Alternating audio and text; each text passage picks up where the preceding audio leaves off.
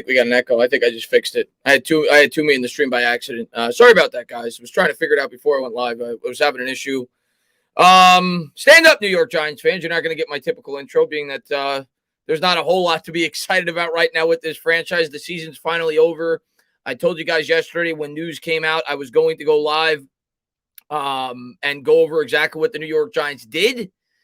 It does not look like we're going to get complete clarity exactly, and I wasn't going to wait any longer because I'm going to have a video up later today on Dave Gettleman talking about his entire tenure as the GM with the New York Giants. That came out today that he's officially going to be retired.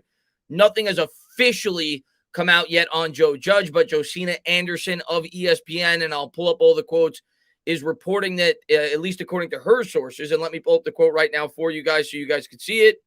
At least according to her sources, expect Joe Judge to be back with the New York Giants. This coming out from Josina Anderson, told Giants head coach Joe Judge is staying per league source. And some people may downplay it and say, oh, well, what does Josina Anderson know? Maybe that's the case. What I'll say is Josina Anderson was the first person to report about Kenny Golladay long before anybody else, and she was right about that.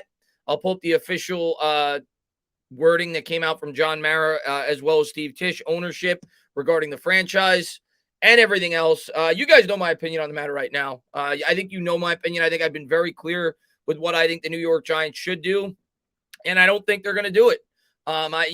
This is what I kind of expected that they would do. I thought they'd retain Judge, and I thought they'd fit a GM around Judge. And since John Mara's had this job, well, I shouldn't say since, but in recent memory, I don't agree with a lot of the things that John Mara has done in terms of the way that he's handled upper management, the GM, the head coach, everything else. Everything has been on a separate timeline. Reports have come out that he forced Jason Garrett on Joe Judge. We all know that he only hired Dave Gettleman more than likely, at least partially, because he wanted to roll with Eli Manning for another year. And there's several other things. Not firing Coughlin and Jerry Reese at the same time. I could go down a laundry list of things. And now you're bringing back Joe Judge, who I agree, for people that say he wasn't given a fair opportunity. There was a lot of injuries, yada, yada, yada. He inherited a team during a really poor time with the pandemic. Tons of injuries this year. They weren't going to win any games after Daniel Jones went down. I get all of it. He is not, at least in my opinion, worth forcing on the next general manager. He's just not. He has not proven enough to me. And, I mean, yesterday was embarrassing. 3rd and 8 with a QB sneak on your own 4-yard line. I don't care who the quarterback is. You got nothing to play for in that game. To me, Joe Judge should not be back as the head coach. He's going to be. Am I going to cry about it? What can I do as a fan? What can I do as a fan? I have to hope that they're right and I'm wrong. In my opinion, it is the wrong decision because I don't think you're going to get the best possible GM that you can bring in here. And I think you're going to fit somebody around Joe Judge. But again, I pray to God I'm wrong. Just like going into this year, I prayed to God that they were right about the offensive line. They were dead wrong about it. I was hoping I was wrong and they were right. I'm going to hope the same thing. But to me, if you bring Joe Judge back here, more than likely, if you want me to be honest, is there a chance it could work? Sure. But more than likely, you're bringing Joe Judge back next year to fire him the following year. Because next year, there's going to be nobody else that the buck could fall on other than Joe Judge. You're not going to have Dave Gettleman anymore to be the punching bag, to be the guy that they absolutely have to get rid of. Now the buck's going to fall on Joe Judge. And unless this team takes a dramatic jump, and what are you banking on? You're banking on a roster filled with injury-prone players to completely stay healthy next year, to bring in an offensive coordinator that's going to completely change this offense around. This offense, since Joe Judge has been the head coach with the New York Giants, you can blame injuries all you want. The Giants' offense is ranked 31st and 31st each of the 2 seasons that he's been here in 32 games coached. Daniel Jones was healthy for a lot of that. 31st each of the last 2 years. What general manager is going to want to take this job being told that Joe Judge has to be his head coach? And maybe that won't be the case. Maybe things will change. That's why I wanted more clarity before I did this live stream. Adam, man, thank you very much, man. Had a feeling Clown Mara wouldn't fire him. At least Gettleman is gone. Yeah, I mean, I know the fans, obviously, rightfully so, are going to be excited about that. But until I feel like there is like actual change from within the philosophy of this organization and it starts at John Mara, I'm not going to be super excited because, in my opinion, the only reason Dave Gettleman even got the job to begin with was because of John Mara. John, how, like I said, the fact that Gettleman was willing to take on Eli Manning, and now he's going to hire the guy that's willing to take on Joe Judge. That's the way I look at it, and it could work out. It definitely could work out. I've given examples like with the New York Jets, but to me, you're not opening yourself up to get the best candidates, and that is what the best organization should do. We'll see, though. Nothing's official yet. KV says, poverty franchise. Yeah, we've been the worst franchise in football since, over the last decade. We've been the worst franchise in football. Us or the Jets. And right now, the Jets are in a better place than we are. Blake says, good news. We got a shot at Bryce Young. Thanks, Joe Judge. I don't know, man. I honestly don't think next year, and maybe I'm wrong, I think we're going to be bad enough for Judge to get fired if he's back as head coach, but I don't think we'll be bad enough to get the first overall selection. I don't see how we could completely blow this team up with all the contracts that we currently have on the roster. And I can't imagine this team being as injury-ridden as they've been this year, next year. And even if they were, they still didn't get the first-round pick this year when they had the most injuries in all of football. So next year, I don't think we'll end up getting the number one overall pick regardless. I don't think we're that bad. Yuri, man, thank you very much, man. You saw what I sent you on Twitter. Abrams is hired. Yeah, I saw that. You should play the laughing on the. I probably will in one of my videos. But thank you, Yuri. Dustin says, should we hire VP of President of Football Operations to do the hiring process to keep Mara out of it? I mean, in my opinion, Mara shouldn't have his hands on any of it. I think he's been a complete failure. This, let me pull up Mara's quote, by the way. I wanted to pull this up. This came out from Mara and Tish, the owners for the New York Giants. This is what they had to say regarding the impending GM search. And I have a lot of videos up on general manager candidates and who the New York Giants may bring in. You've heard Joe Shane be a hot name. I'll wait till we get all the names that are going to be brought in for interviews to do individual videos on each candidate.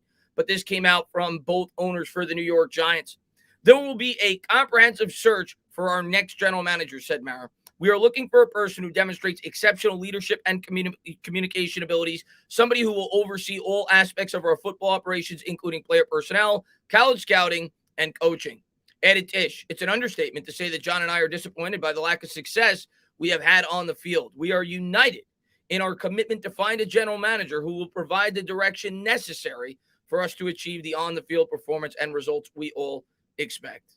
And to me, it's a lot of lip service. Doesn't mean anything to me until I really start to see this team headed in the right direction. You know, I've been a guy, I'm a fan. I always say it, man, and I'm a guy that tries to be glass half full. I'm a guy that tries to be optimistic. I'm at a point now where I'm going to expect failure until such time I see results. This organization has not given me a reason to feel any way otherwise. I gave him an opportunity. I thought I did the right thing by being as patient as I could be with them to try to build this football team up the right way. And I would have been encouraged and excited had they done what I think they should have done, which is completely blow it up and start completely over. By bringing Joe Judge back, Joe Judge, I say it all the time, knows he can't slowly build this thing anymore. He's talked about the last 2 years that he's been building.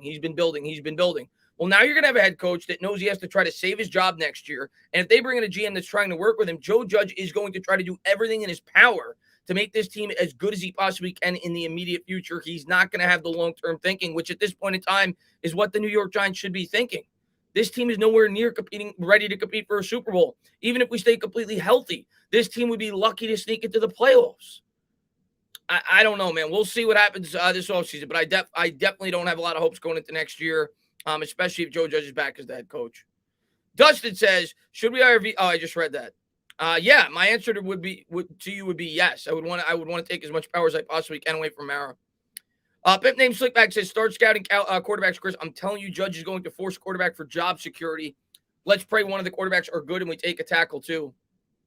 I mean, I've already done a little bit in terms of looking at the quarterbacks in this draft, even though I don't want to take one. I have to look into it because it is a realistic possibility. I think it depends on who the general manager is going to be. But what I will say to that, a pimp named Slickback, just because he drafts a quarterback, that doesn't necessarily give him more long-term stability. I do understand what you're saying, though. Generally speaking, when a coach, drafts a quarterback, if that's his guy, you're usually going to give that guy more than another year. But we've already seen this organization fire Pat Shurmur after a year. When he drafted his guy with Daniel Jones. They only gave him 1 year with Daniel Jones. They moved on after that. And next year, you're not going to have that fullback if you're Joe Judge. Dave Gettleman was still on this roster. He knew that in the back of his head that Dave Gettleman was going to take the brunt of the responsibility for this year because he built the team the 2 previous years.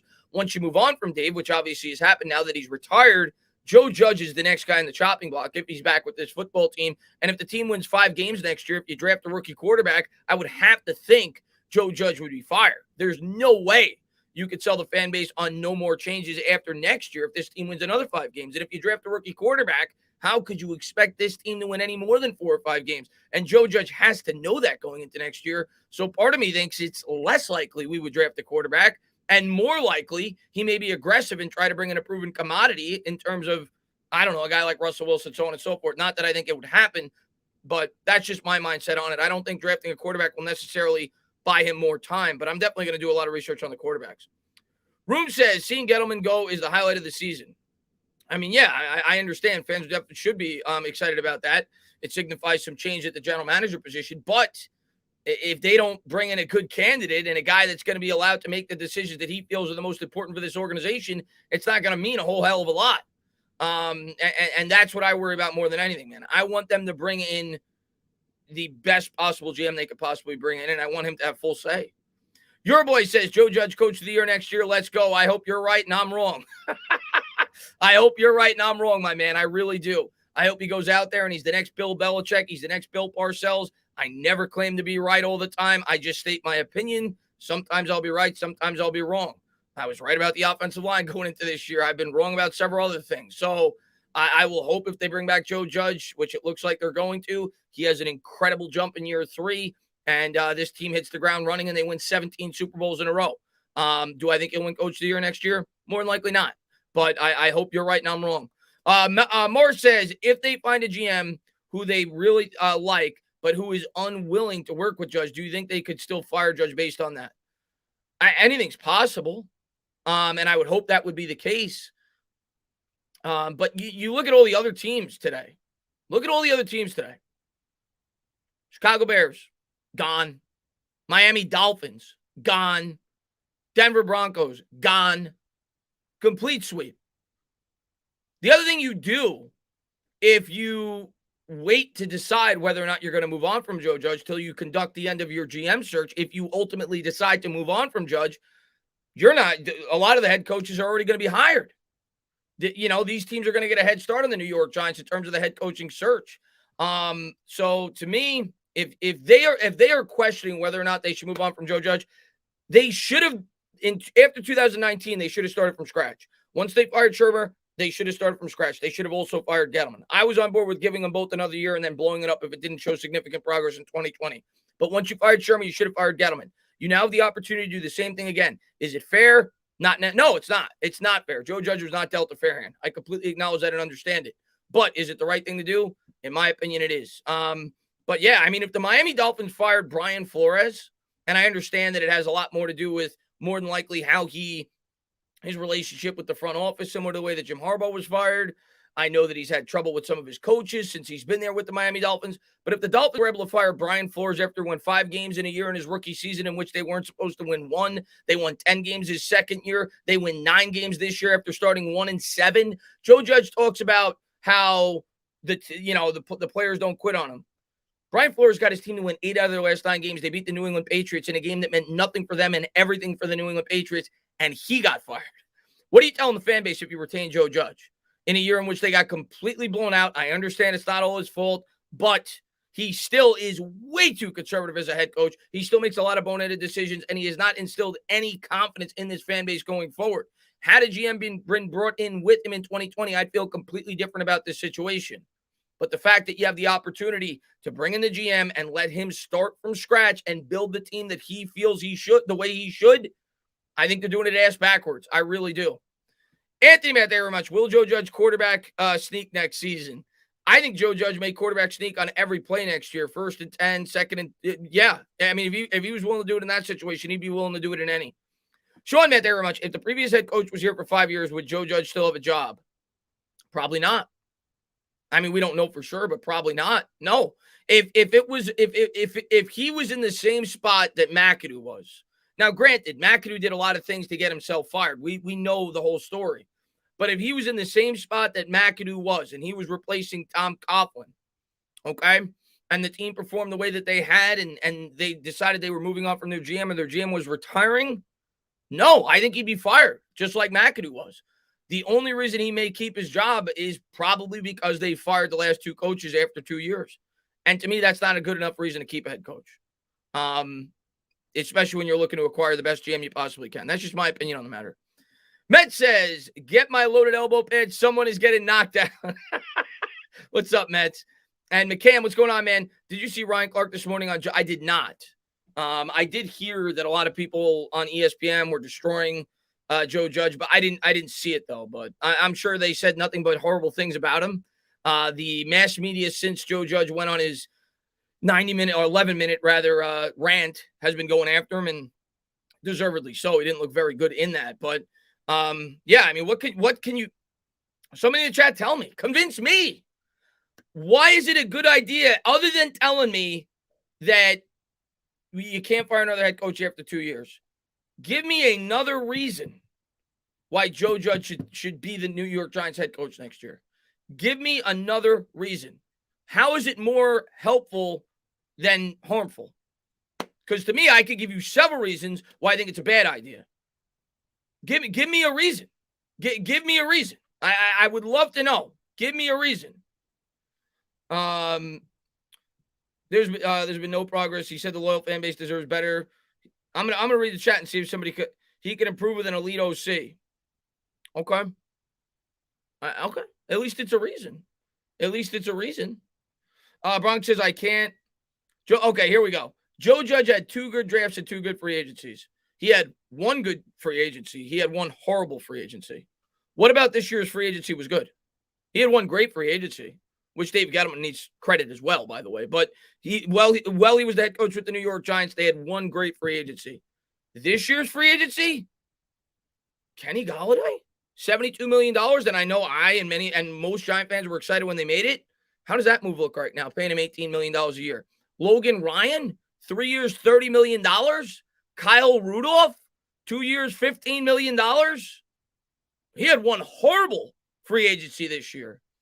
As far as the drafts go, yeah, I mean, so far they look relatively strong. But let's give it 2 or 3 more years before we fully grade these draft classes. Like I say all the time, in 2018, after a year into that tenure, everybody said that was a great draft class. Let's give it a few more years before we completely grade these draft classes. But yes, they've shown some promise so far. So there you go. But what I could say to that, the devil's advocate, if your argument is that Joe Judge had a lot of say in terms of the decision-making in terms of the draft, he also had a lot of say in how they constructed this football team. So that would tell me if Joe Judge was the head decision maker, or at least had equal say with Dave Gettleman, Joe Judge came to the conclusion going into this year, he didn't feel that the New York Giants needed to address the offensive line. Explain that one. Because that was a big mistake. Big mistake. Does he get any fault for that? Because I think he should. Did you see? I did not see Ryan Clark, though, by the way. Let's see what we got here. Mark, man, thank you very much. Chris, I'm seriously sick. Mara has not spoke to us. Yeah, I don't. That's the other thing. That's the other thing is he's basically putting his players up there to go speak to the media rather than him going up there himself. And maybe he will. I've been waiting all day to hear it, but Dexter Lawrence went up there. Supposedly, like 6 other Giants players went up there to talk to the media. I have not heard that John Mara has addressed the media. I know he put out a press, something to the press, but I don't think he's actually spoken. Maybe I'm wrong on that. But I'm sure he will eventually. But I'm sure us as fans were impatient. We want to hear what he has to say about the future of this football team. But so far, he has not said anything. Let's see what we got here. Nate says, what's up, Dana? Ghetto gone finally. Is Judge staying for sure? I thought they said today the new GM has a saying in the coach. Hope he's not safe, man. I mean, Nate, all I can tell you is Josina Anderson report. I'll pull up the quote right now. I don't know. I don't know for sure, but I can tell you this. Josina Anderson, and people may laugh at her. They may say she's not super credible. She was on Kenny Golladay long before anybody else. So to me, it sounds as if she has some pull with inside the New York Giants organization. And she said this: I'm told the Giants head coach Joe Judge is staying per league sources. So if that's accurate, he's staying. Maybe it won't be. We'll see. But the way I look at it is the Giants are not, they probably want to paint the picture that the GM that is hired wants to keep Joe Judge, even though that may not necessarily be the case, or they may be hiring the guy that is willing to take Joe Judge. That's probably the picture they want to paint, similar to the way that they painted it with Dave Gettleman. We all know as fans, we're not dumb. The only reason that Gettleman got the job is because he wanted to roll with Eli Manning, or was at least willing to do so to make John Mara happy. He knew that John Mara probably wanted to hear that. John Mara will never admit that that was the case, because he's basically telling you, it's my fault, and he's not going to do that as the owner of the football team. But yeah, I don't know. I get nothing's for sure. I guess it's rumors right now with Anderson, but I'm gonna give her some credibility. She was first on the Galladay thing. V-Man says, R.I.P. to the first wide receiver to reach 10,000 yards in his career, Don Maynard. Did you know the Giants cut him because he wouldn't cut his sideburns? Did not know that. But R.I.P. for sure, man. I did not know that. I had no idea. But R.I.P. Hakeem says, this just feels like a sick joke on repeat. I'm done. I understand everybody's frustration out there. I do. I get just as frustrated with this team as you guys do. Some people may not realize that, or some people may always think I'm super optimistic. I try to see what could be positive out of this franchise, and I try to let things grow before I make a final decision on how poorly or great the team did in terms of their decision-making with the general manager position or the head coach or everything else. But I'm just as frustrated as everybody else. I'm still going to love this team. I'm still going to roll with this team. I'm always going to hope that this team, when I disagree with them, proves me wrong, or when I agree with them, proves me right. But right now, it's a dark time to be a New York Giant fan. There's no doubt about it. This is as bad as the franchise arguably has ever been. And most people say the 70s, but I can't imagine it being much worse than this. I mean, since I've been a Giants fan, that's the mid-90s. The two worst seasons of my lifetime have occurred over the last 4 years. That's 2017 and that's this year. So it's been a disaster. And the fact that they're not completely starting over, I understand it. Dustin says, all aspects would mean he gets the choice of the head coach. I hope that's actually the truth. I hope that's actually the truth. Because here's what I'm going to say. Honest opinion. If I'm judging, like if the general manager, whoever they hire, his first decision is whether or not he keeps Joe Judge or whether or not he gets to pick another head coach, and the owner, John Mara, says, it's all up to you. I have no influence. I'm going to let you make this decision. My analysis of that general manager after his first decision, not a very good decision maker.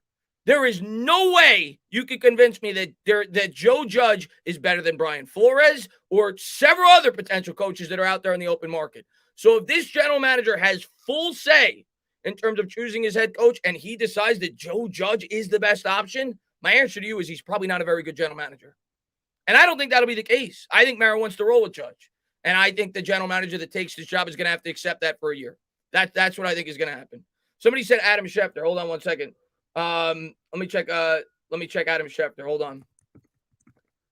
Adam Schefter, what did he just say? Giants requesting an interview with Joe Shane, which is good. I already had heard that. I thought that I think it was Jordan Renan said that Joe Shane was going to be one of like 6 or 7 candidates that the New York Giants were going to look to bring in. We were talking about him yesterday during the live stream. Seems like a really smart guy, young mind, part of a really good organization with the Buffalo Bills, the way that they built. I'll definitely do a more extensive background video on him. But yeah, that's good news. I think Joe Shane would be a very good general manager candidate. So that's a good start. Hopefully they end up hiring him. But that's a good start for sure. I like Joe Shane.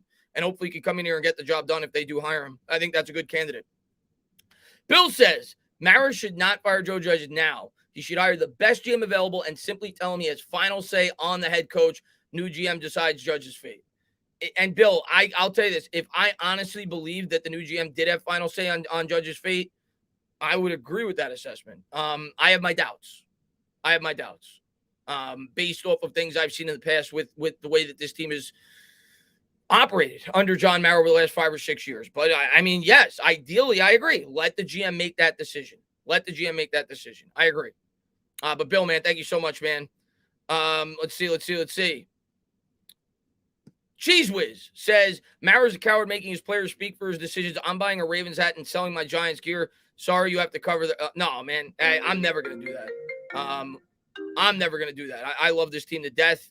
But yeah, I mean, I understand that you're upset, but no, I'm never leaving the Giants. Unfortunately or fortunately, I'm never leaving the Giants. I love this team to death. I will never buy another team's gear. I will always roll with this football team, but I understand why people are upset. Mark says, realistically, we have to ride with DJ one more year. We don't have to. We don't have to. Nothing is forcing us to ride with DJ for one more year. I think it's probably the right decision. I know fans may not want to hear that, but I think it's the right decision. I'm not saying I think you need to get an upgrade at the backup quarterback position. Don't roll out the red carpet. But I'm rolling with DJ for another year. Like people said in the chat earlier, I'm bringing in a much better offensive coordinator. Do I expect him to be successful? Probably not, because now you're asking Daniel Jones to learn a third different scheme in 4 years. And there's another massive mistake that John Mara made, letting Pat Shurmur basically draft a quarterback and then firing him a year into Daniel Jones's career completely set him up to fail. Now you're going to ask him to learn another scheme 4 years into his career. I don't expect massive results from Daniel Jones next year, and I'm not going to bank on all these playmakers staying healthy. Even if they draft 2 first-round offensive linemen, I'm not going to bank on those guys to come in and just be world beaters right out of the gate and make this offensive line go from one of the worst in the league to one of the best, or even slightly above league average. So I think Daniel Jones, once again, will probably be in a really tough spot, and I don't expect him to probably see past next year, but I think next year, yeah, I would roll with Jones. Pooh says, watching Slater play yesterday, wow, imagine, Slater's. I'll say this, man. Watching that game last night, Pooh. The Chargers offensive line as a whole was dreadful. I'm watching that game and I'm like, oh my God, Justin Herbert is he's a beast, because I mean he was rushed every single pass, but for the most part, yeah, Slater was definitely doing the job on the left side. It was more on the right side that was definitely struggling, but Herbert was miraculous last night. But yeah, you guys know I was in love with Slater. John says, we're all furious with no news of Joe Judge being fired, but me personally, till the Giants officially say Joe Judge is coming back, I don't think he will. And the new GM will not associate himself with Judge, meaning Joe Judge will be fired. We'll see. And maybe we'll see. I probably should wait until it's official. I'm just going based off of what rumors that Josina Anderson is saying, and maybe that won't be the case. And if it's not, I'll come on here and we'll talk about the head coaching search and guys that they may bring in. Nothing is definitive yet. A matter of fact, let me pull up this as well. Let's see here. This coming out from the Giants players regarding the head coaching search in the Zoom meeting in which the players talked, coming out from Renan. Giants players have said that Joe Judge didn't announce he's returning next season. He just went and held a regular team meeting and talked about next season. Same thing as it was yesterday. Saquon Barkley said of what he thought of the coaching situation. So nothing official. It's just based off of, what Josina Anderson is hearing from within inside the New York Giants organization. And this is the same person, like I said, who reported Kenny Golladay first, but things could change, especially if they get pressure from the media and the fans. And maybe a general manager does come in and paint a picture where he feels that Joe Judge is not the best guy going forward. And he blows the Giants away with his vision and his future for this football team and doesn't think that Joe Judge should be a part of it. Maybe then they would fire Joe Judge. We'll see. John says, if Joe Judge is truly back, we as fans need to send a message by not going to any games with how empty MetLife was yesterday. I need it to look like that every week. The fans deserve better. Boycott 2022. Yeah, I don't think that'll happen, but I definitely understand the message. I don't think that'll happen, though. People are going to go to the games. People love their team, and I'm not going to fault fans for that. I mean, I'll probably go to a game next year, but I understand it. I understand the frustration, and I don't know, man. At this point, if Mara hasn't heard the fan base, I don't know what'll make him do it regarding Joe Judge. If he wants to bring back Judge, he's going to bring him back. And I understand people's mindset that said you can't fire Judge off of yesterday or the last 4 or 5 games based off the talent that he had. You couldn't judge him on wins and losses. My standpoint was always less performance-based. It was more preventing you from bringing in the best GM you possibly can. Because if I was a GM, I wouldn't want Joe Judge as my head coach taking that job. So that was always my standpoint and why I didn't want Judge back. Killian says, you think Flores for OC is possible? Would you support? If anything with Flores on this roster? I mean, I don't know off the top of my head what his expertise was before he became a head coach with Miami in terms of whether it was on the offensive or defensive side of the ball. I don't know if I'd want him as the offensive coordinator because I don't know if Miami's offense has not been good. And granted, some of that definitely has to do with Tua Tagovailoa, but that really hasn't been the strength of that football team. He's been a good coach. He's gotten that team to fight for him, and they've definitely exceeded expectations multiple years with him as the head coach for that football team. It's why I think it was kind of a Jim Harbaugh-like firing where he doesn't get along with the upper management. They got rid of him. But I don't know if I'd want him as an OC necessarily. I don't know if that's the strength in terms of him being a coach. Being a part of this staff, 100%. Frank, man, he says, I really wish people – my guess would be if he's not going to be a head coach, though, because I would think Flores is going to be looking for a head coaching position If he's not going to be a head coach, if he's going anywhere to be an assistant, I think he goes back to New England with Bill. Frank says, I really wish people would stop with the expectations on coaches. This is what happens when you don't do a proper rebuild. Yeah. We haven't done. Yeah. I mean, we didn't really truly start the rebuild until 2019, and we didn't build the team up properly to be able to support the quarterback when we drafted him. It's been a failed rebuild. It's been a failed tenure for Dave Gettleman, and Joe Judge came into a really tough situation. I understand that, and the next coach and GM are going to come into a really tough situation if Joe Judge is replaced. Dominic says all they can say are negatives, no positives. There's nothing positive to say about this team right now. I mean, what can you say about this? What positive can you say about this team? E. Lucas says Joe Judge needs to go, but you think there's a thinking that if we get a new coach and GM, they'll go after a quarterback. If Judge stays, he'll keep DJ. If we need to build up for our quarterback of the future, quarterback in this draft class isn't an option. So basically, you're saying the best reason to keep Joe Judge is so they don't draft the quarterback? Is that basically what you're saying? To me, that's not a good enough reason. I would rather bring in the best GM I possibly can and allow him to make the decision. If he wants to draft the quarterback, even though I don't think it's a good decision, let him do it. That's my opinion on the matter. I want to bring in the best GM we possibly can and start building this team the right way. I don't want to wait another year because the other way I look at it is this. If you keep Judge, you're not getting the best GM you could possibly hire. If you're going to keep Judge, I don't even know what to say. If you're going to keep Judge, just make him the GM. Or I hate to say it. I'm not even going to say it, but I don't see a reason to keep Judge. I honestly don't. I don't see a legitimate reason other than it's not fair, which to me is not a good enough reason. I would get rid of him. If I have an opportunity to get a better general manager by firing Joe Judge and I run the risk of him drafting a quarterback rather than getting a worse GM, I would take the better GM every time. That's my opinion on the matter. Let's see what we got. Nick DeWick says, positives from this year, free medium Pepsi. Positive from this year, Andrew Thomas. Positive from this year, Xavier McKinney. Positive from this year, I mean, there's minor positives. Quincy Roche, not like he's a game changer, but outside of that, there hasn't been much. The defense as a whole, it was mediocre. It definitely didn't exceed expectations. I understand they had injuries. The offense was piss poor. They've been 31st the last 2 years. So overall as a team, there's not much positive to say. And our head coach was bad in terms of situational football. Lou says this means if they make Evan Abrams the new GM, I will explode. If they make Evan Abrams the new GM, I would freaking explode. I can't see them doing that. I can't see them doing that. I really can't.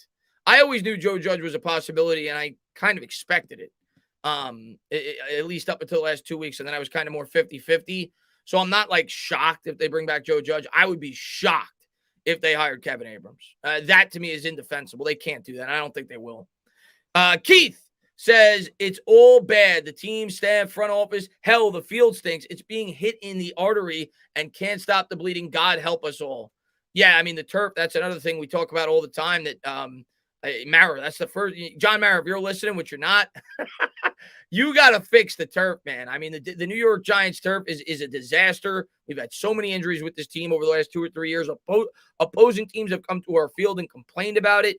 That absolutely needs to be fixed. As far as everything you say, I mean, our front office is the worst in football, and it's not just Gettleman, it's the scouts, it's everybody internally from within this organization needs to be completely flipped. This team's been a disaster. It's just a disaster. Let's see what we got. Jay says, Mara's a great plan that will define his legacy. It's so great, he'll be anointed the greatest owner of all time. He's going to upgrade to a large Pepsi. How's that for a vision? What's up, Jay? I think John Mara, and I can't believe I'm saying this. If you would have told me of the 3 teams I root for 5 years ago, 6 years ago, that I'm a Met fan, a Knicks fan, and a Giant fan. If you would have told me 5 years ago that John Mara is the worst of the 3 owners that I root for, at least in recent history, I would have called you a lunatic. Now you can make that argument. Over the last 6 or 7 years, he's been arguably the worst out of the owners of the 3 teams that I root for. He's been a disaster. He's been an absolute disaster. Let's see what we got. Giants are interviewing. Yeah, we heard about that earlier, Frank. I'm probably a little bit behind, but yeah, I heard that they're hiring Joe Shane, which is great news. That's good news. That's a good young mind, a GM that would come in here and do a great job. The question is, would he want to take this job? Right? Would he want to take this job? We'll see. Especially if Joe Judge remains on as the head coach, he may. Like I said, I brought up the Jets as an example. They seem to really like their GM, Adam Gase. You remember this guy? That guy. Joe Douglas was willing to take the job with him being the head coach. At the end of the day, there's only 32 jobs in the NFL. And if you offer enough money and you make it intriguing enough for a guy to come in, he may feel he may not get another opportunity at a job. Maybe he does take the job. And, he'd be a guy that I think a lot of Giants fans would be excited about if we brought him in. Josh. Juicy says, look at the chat, bro. I am looking at the chat. There's 1,400 people in here. Josh says, the fact that ownership didn't fire the GM shows the state of this franchise. Let him retire to keep his dignity. What has he done? Good grief. Josh, the only reasonable explanation that I've said over the last couple of weeks with why they didn't fire Gettleman, because they absolutely should have, I don't know, was to not embarrass him for the potential GMs that they're bringing in. They don't want to make it look like they're going to treat the next guy when he's on his way out, that they're going to treat him like trash. That's the only thing that makes any sense to me. He should have been fired. They should have made an example of him. He failed the organization. This offseason was a complete disaster, and he's at least partially responsible for it, along with Joe Judge. Gabe says, yo, Chris, Giants need to hire me. Time for me to step in and fix this franchise. What's going on, Gabe, man? Gabe's the man. Been with me forever. Always in my Discord. Great supporter, man. And maybe you probably could do a better job. Art says, the Carpenter says Judge is staying, despite what the new GM says. The Carpenter say is absolute. May Wes Steinberg, the Carpenter, and God help us. Yeah, I still think the Carpenter is probably a bit of a troll on Twitter. I don't think he's legit, so I wouldn't read too much into that, but he's pretty funny, man. Jeremiah says no with 15 sad faces. Well, I'm assuming he's an Eagles fan. What's going on, Jeremiah? I'm assuming you're saying that because Dave Gettleman retired with the Giants. I'm not going to get excited till I see what the forward plan and what this team is. Who you bringing in as the GM? What's his plan going to be? And who's the head coach going to be going forward? But yeah, it's a step in the right direction. We knew it was coming. It was obvious since like week 4. After we started 0-3, it was probably like 95% that this was going to happen, and now it has. So Dave Gettleman will be stepping down. So that is good news. Jatone says dream and most realistic GM option, lineman first rounder. For general manager, I'd be very happy with Shane, but Borgonzi's a guy I brought up. Dodds is a guy I brought up. Those are the guys, an outside mind, a guy that comes from a proven, successful organization in recent history, a team that knows how to work the modern day NFL, an outside mind in terms of the general manager. That's a dream hire for me. And maybe Shane is a realistic option. It's good that the Giants are bringing him in for an interview, and we'll see. As far as the lineman, yeah, I'm with you. Lineman, if it was up to me, 2 first-round linemen. But I'm not going to be upset if they take like a defensive end and a lineman with their first 2 picks. Pimp named Slickback says, I would go drive Brian Flores to the Meadowlands myself. Below average quarterback and the 32nd ranked offensive line. He still won 9 games, and he's a hometown guy. Flores, to me, is a much better head coach than Joe Judge. Much better head coach than Joe Judge. He literally beat the Patriots the last game of the year. Beat the Patriots the last game of the year when his team had nothing to play for. Won 8 out of his last 9 games when the team was 1-7. If that doesn't tell you that team plays hard for their coach no matter what, I don't know what does. He took on a team, even with all the injuries the Giants have had, you could argue had less talent than this current Giants team has his first year as the head coach with Miami. Everybody said they were going to win 0 games. They won 5. I think Brian Flores is a really good head coach, or definitely a big step up from what we have at least. Sean says, considering Peppers may get cut and Logan Ryan is aging, why not get Hamilton and draft the O-line with the 7th pick? I think Hamilton's in play. As a matter of fact, Sean, I'm probably going to give this away. I'm probably going to do my first round mock draft in probably after the first week of the playoffs. I'll probably do my first full first round mock draft. More than likely, and I may change on that, I'm probably going to have Hamilton mock to us with one of our 2 picks. I'm not in love with that. I'm not going to cry if they do it. Most people view him as the best defensive player in this draft. I'm not in love with taking a safety that early, but that's probably where my head is at right now. I think the Giants, like I've said now for the last couple of weeks, if you ask me today, will go with the best available offensive lineman and the best available defensive player with their first 2 picks. So there's a good chance I'll have mock to us in my first mock draft. But thank you, Sean, man. I appreciate it, man. Abe says, who you like for an OC? If for some reason Graham gets a head coaching job, I'd be calling Flores right away. Yeah, again, I don't know if Flores would be the best OC candidate. I love Flores. I would love him to be a part of this staff. As far as the OC, I mean, there's so many. I couldn't even tell you off the top of my head in terms of which guy I'd want to bring in as the OC. I'll tell you this right now. I want a much more innovative mind than we currently have. A guy similar to a guy like Brian Dabble with the Buffalo Bills. Not that you'd get him. He's not going to make a lateral move for the New York Giants.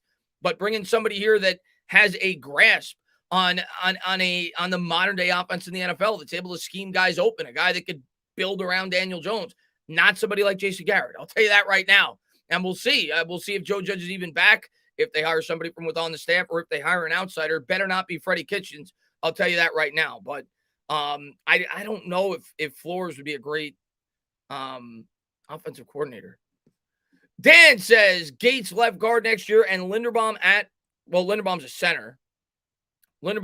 He's not a tackle. So he wouldn't play right tackle. If Gates was back and healthy, yeah, he would probably play one of the guard positions. But Linderbaum would play center, not right tackle.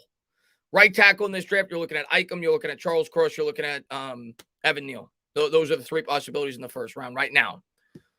Mark says, the problem I have is I'm married to this team. We're all married. Well, I shouldn't say we're all married to this team, but if you're a diehard fan, you're married to your team. You don't leave your team. I've been married to my 3 teams for years, and they've all put me through torture and hell at times.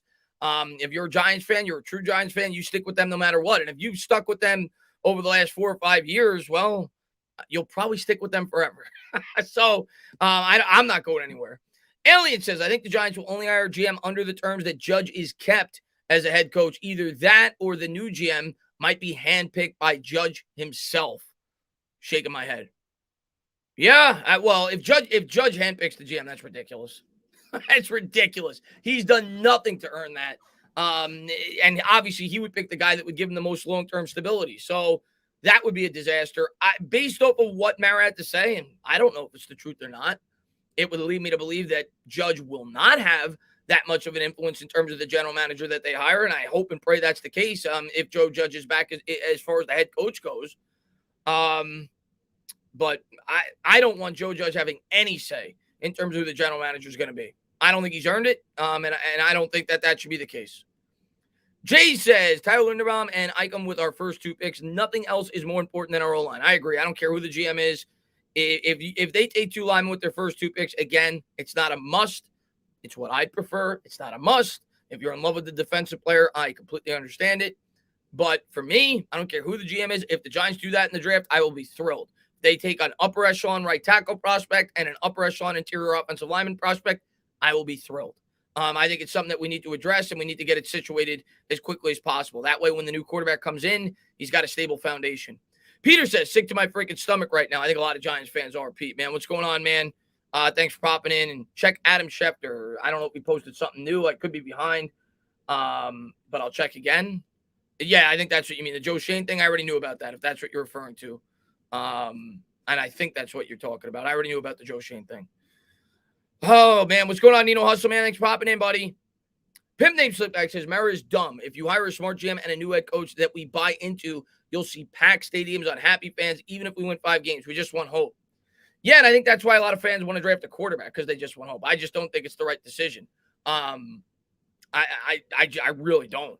But as far as that goes, yeah, that's the other thing. Like, if you were to hire a head coach and a GM on the same timeline and the fans were happy with the decision in terms of the head coach, it was outside the organization, I think fans would go into next year with a lot more patience. They would think the way I did back in 2018, 2019. You'd be like, okay, you got 2 guys inheriting a really bad situation.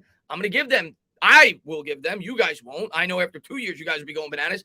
I will give them 3 years, just like I would have given Pat and just like I would have given Dave together. I was not for firing Pat after 2 years. I will give them 3 years. I'll acknowledge they're inheriting a really tough situation, and they can win 4 or 5 games in the first year. Like you said, I'm going to lay off them.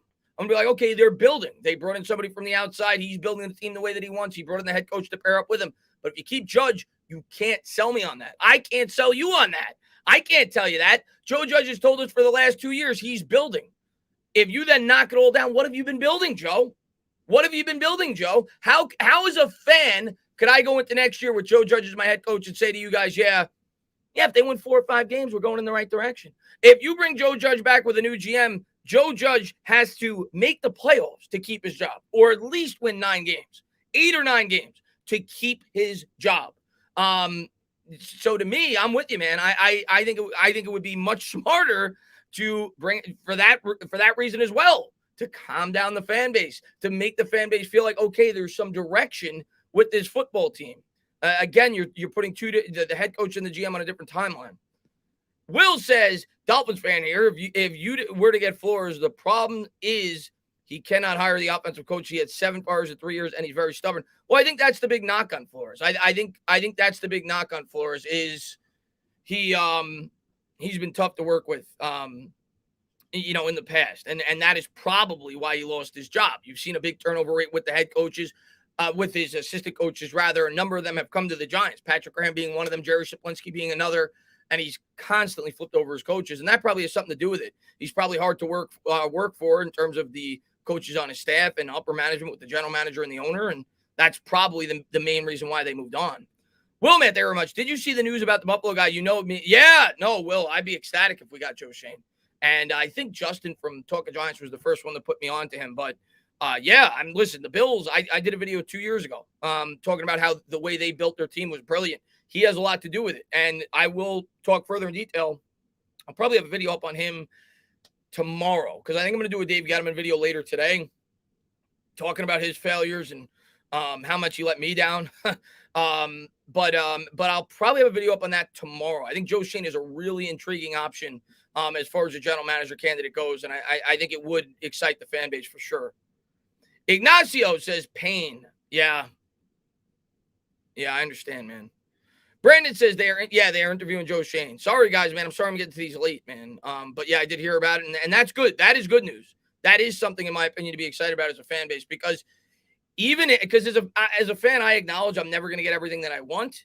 And to me, it's not the best of decisions to stick with Judge, but at least if you bring a guy like Joe Shane, somebody with no ties to this organization, somebody is thought to be a really smart mind, it could work. Even if it doesn't work with Judge, say you win 5 or 6 games next year, then he gets to handpick his head coach, and maybe you are building something long-term that can be set up for success. So if they bring in somebody like that, I will be pretty happy as a New York Giants fan as far as the general manager goes. I will say that. And we'll see. And hopefully he's willing to take this job. Weed and Boys says, what's the point of keeping Judge if he's on the hot seat next season? American. Yeah. Weed and Boys, and thank you, man. The way I look at it is you're basically more than likely bringing Joe Judge back to fire him the next year. If we're being honest, like if you're talking about percentages, is there a higher probability than not that he'll be fired the next year? Yeah, more than likely. I mean, let's just be real. Let's be fair about the situation. More than likely, he's not going to do enough for the New York Giants to convince the fan base that they should make changes. We're not going to be sold on 6 wins next year. So we'll see, man. But yes, more than likely, he's bringing him back here to be more than likely fired next year. The guy Andre says, hire Mr. Abbey for GM and Bad Dog head coach Joseph Stalin. Joseph Stalin Judge needs to go now. I'm sick of Bus on this team and the losing, Chris. Yeah, do it, man. Make Jeffrey Abbey the GM. He was right about Daniel Jones all along. Number 8. Couldn't even say his name. Brandon says, Judge returning, breaking. Giants missed playoffs just now, 2022. I think they would have missed it with or without Judge, if I'm being honest. But Judge doesn't instill any more confidence. Gerald says, the Vikings clean house without blinking, and they had a better 2 seasons than us, but Mara still keeping the coach and shrinking the pool. And that's the biggest issue. Miami as well. Miami won 9 games, right? Minnesota, granted, I know Zimmer's been there for like 5 or 6 years, so time has run its course and they want to move on. I get it. And they may be of the thinking that they want to bring in a new head coach with a quarterback that they're probably going to draft this year or next year when they inevitably replace Kirk Cousins. They have some good young pieces there. They think it's an attractive job. I understand it, but if those teams are able to move on from their head coach, there's no reason why the Giants shouldn't be able to. Blake says, did you read the press release from Mara? Yes. He does specifically state the power the GM will have. He wouldn't have said it for nothing. I'll read it again. This is what he said. This will be a comprehensive search for the next general manager, said Mara. We are looking for a person who demonstrates exceptional leadership and communication abilities, somebody who will oversee the aspects of our football operations, including player personnel, college scouting, and coaching. Added to it's an understatement to say John and I are disappointed by the lack of success we have had on the field. We are united in our commitment to find a general manager who will provide the direction necessary for us to achieve our on-field performance and results as we expect. I don't know. I don't know if it means anything there. Hopefully that's the case. Hopefully they bring in a guy that Joe Judge has no say. And we'll see. True Apple says, woke up with deep sweats, dreamed about Abrams as our GM. That's not going to happen. I really don't think that's going to happen. I heard they're going to interview. Yeah, I know they're going to interview Kevin Abrams. I've known that for weeks, that they're going to interview Kevin Abrams. Kevin Abrams has been a member of this organization for 20 years. And he was interviewed during the last hiring process. So I knew they were going to interview him. That doesn't mean he's going to get the job. I don't think he's going to get the job. I'd be shocked if he gets the job. So I'm not too worried about it. I can't imagine John Mara trying to sell the fan base on Kevin Abrams. I really can't. Nelson. Is Dorsey the only? No, we just talked about Joe Schoen. I mean, there's several potential outside GM candidates. And once I get a list of all the guys that the New York Giants are bringing in for interviews, I'll have videos up on all of them. But no, and Dorsey, to my knowledge, has not even been confirmed as a guy that they're bringing in. That was just a rumor that was leaked out, I think, by Matt Lombardo of Fansided, that he heard from his sources that he could be a candidate that the Giants are interested in. But no, Joe Schoen, there's a name right there that we know for a fact now is coming in for an interview, or at least the New York Giants have reached out to him for a potential interview. So no, Dorsey is not the only potential outside general manager candidate for the Giants. And Selmo says, keeping Joe Judge can be a disaster. If we don't do anything crazy with contracts, we'll be set with a lot of cap space for 23, but Judge will do. Well, that's what I worry about. But the thing I'll say, if they do what that last person just said, read the press release, what John Mara said, as long as they do that, well, then Joe Judge should have no say in terms of the personnel decisions for this football team next year. Not to say he won't have any say, but in terms of backloading contracts and being aggressive in free agency, no, leave that up to the new GM to come in and make those decisions. Joe Judge has not earned that. But if Joe Judge is able to, like if you hired Abrams and Joe Judge was able to influence the general manager's decision-making, yeah, he could further damage the future of this football team. And hopefully that won't be the case. He absolutely could. Knowing that he's got a coach for his job next year. Tiana says, Joe Judge is the least of the G-Men's problems. We're in cap hell. And we need talent. That's the biggest issue, not Joe Judge. Fair. I mean, I don't think the cap situation is as bad as some people may think. Next year, it's not good. After that, the books are pretty clean. I think we got about $90 million of cap space, and we're going to have the ability to move on from Leonard Williams and save about $18 million. Kenny Golladay. Next year, we're tight with cap. Next year, we're definitely tight with cap. As far as the GM problem, for sure. But to me, I put them both together. That's the way I look at it. If Joe Judge is still the head coach, and let's see, before I flip out, let's see who they hire as the GM. But could it potentially damage the GMs that you could bring in here to take this job? We'll never know, which guys were willing to take the job, which guys weren't, if they were forced on Joe Judge. But just thinking rationally, if I was a GM candidate, I wouldn't want to be told that Joe Judge has to be my head coach. So that was always my line of thinking. It wasn't even necessarily his performance as a head coach, because I do recognize that there have been obstacles, even though I do think he's way too conservative for the modern day NFL. And I also recognize that you could definitely say that the roster he's been provided with forces him to be more conservative than maybe he would like to be. But that was always my line of thinking with Judge. Samuel says, Chris, I see the Bengals and Cardinals and many more teams rebuild in a matter of 2 to 3 years. Why can't we? Well, let's start. Simple. Those two teams specifically, simple. Is Daniel Jones as good as Joe Burrow? Is Daniel Jones as good as Kyler Murray? Do we have an offensive play caller that grasps the modern day NFL like either one of those two teams? Do their weapons stay healthy? Do our weapons there's so many factors, but Daniel Jones is nowhere near Joe Burrow. Daniel Jones is nowhere near Kyler Murray. Let's be honest as a fan base. You get a quarterback like that. Joe Burrow's performed at a near MVP level this year. You get a quarterback like that, it makes your team flip real quick. And maybe if they draft a quarterback, they'll become that. I wouldn't bank on it. Paul Schwartz. Let me take a quick look. Somebody said Paul Schwartz. Paul Schwartz said Joe Judge is meeting with John Mara this afternoon Stay tuned. So maybe we'll get some news while we're live. I don't know what this afternoon means. I don't know if because I'll be live probably to about 5 maybe. I don't know what this afternoon means. I don't know if that means I'm going to get the news while I'm live. Just because he's meeting with Mara doesn't necessarily mean that we're going to get an announcement that Judge is going to be back. Mara could easily come out and say we're going to wait for the rest of the GM search to conclude before we come to our, decision of whether or not we're going to stick with Joe Judge long term.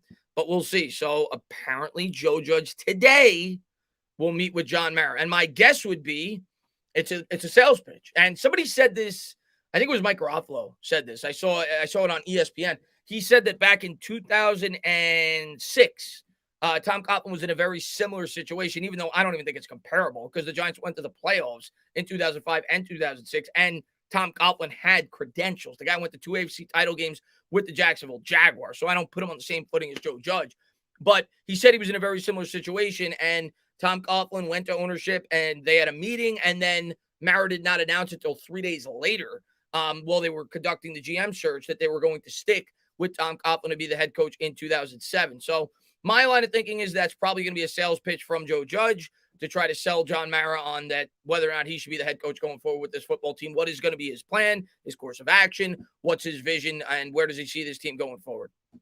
Will says, I'm a Dolphins fan, and the problem with Flores is he can't build an offensive staff. He's fired 7 in 3 years, and he is very, very stubborn. He's not an OC. Yeah, that's what I was saying about the OC. I don't really see him being an OC. It's not like as much respect as I have for Flores and as good of a job as he's done with your football team, it's not like he's done a great job in terms of the offensive side of the football. And not that he has a ton to work with in terms of Tua. I'm not trying to knock your quarterback, but he's somewhat limited. But your offense hasn't thrived. But overall, I think he's a good head coach, just not in that specifically as an OC. Lou says, sending this from work, 1 down and hopefully 1 to go. Good luck, New York fans. Deserve better. We need better. And Lou, I appreciate it, man. And we'll see. I mean, maybe we'll get some news today about John Mara and Joe Judge, and maybe they will move on from Judge. I don't know. I don't know. I want Jason Garrett as OC thoughts. Are you serious? You're kidding. You're trolling. J-Stub says, they need to let me take over and rebuild the Giants the same way I did in Madden. Take note, Mara. Seriously, though, hoping to God we right this ship. I think we're all hoping to God that they right this ship, and it's going to be a very active offseason, and it'll be fun to see who we bring in as the general manager and what the plan is going to be going forward, and we'll see if we get to see a lot more Joe Judge press conferences next year. All right? Yeah, I'm going to go look at the tape. I'm just picturing Joe Judge in that meeting, and I said it on Twitter earlier. I'm picturing Joe Judge in that meeting when he goes and talks to Mara. Joe, you've now been the head coach with the New York Giants for 2 years. You got 10 wins to your name. We lost our last 6 games. You got blown out in all 6 contests. I fully recognize that, the team was banged up. You were missing Daniel Jones, missing a number of players. But, your timeout usage, the QB sneak on 3rd and 8. Joe, what can you do to convince me that you're going to be able to build this team going forward? How are you going to improve this football team? Yeah, well, John, right there, all right. I'm going to have to go look at the tape. I'm going to have to get back to you right there. That's what I envision the meeting being between John Mara and Joe Judge as John Mara asks him these questions as they're going over this interview. All right, John, right there. I'm going to go look at the tape right there. I'll get back to you on that right there. Let's set up a meeting in another week when I get an opportunity to look over at the tape and see how this team performed throughout the year right there. Okay, John? And Jay Stubbs, man, thank you very much, man. I appreciate it, man. But, yeah, I'm hoping to God we right the ship. Let's see what we got. Bill M. Thank you very much. He says, what's your biggest disappointment on the Dave Gettleman era? Mine is Saquon. I can't believe he didn't work out. He had so much promise.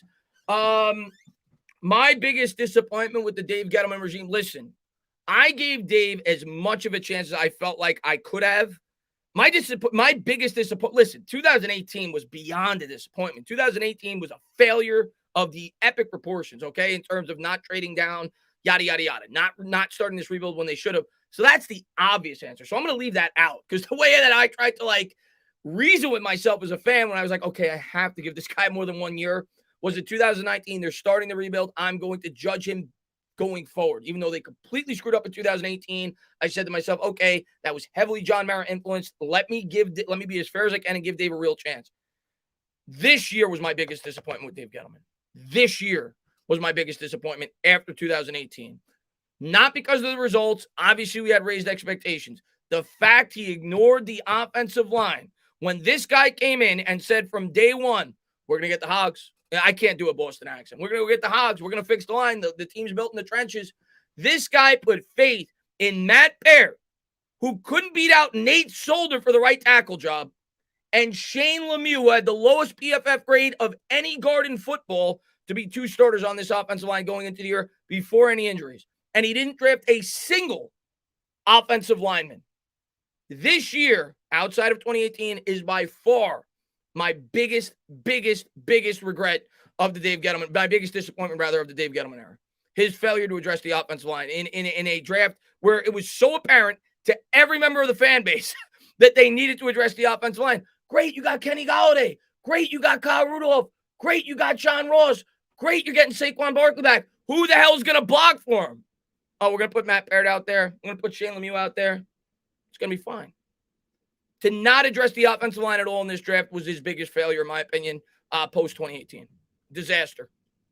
But thank you, man. Pimp named Slickback says, I'd even be fine cutting Martinez to sign a guard.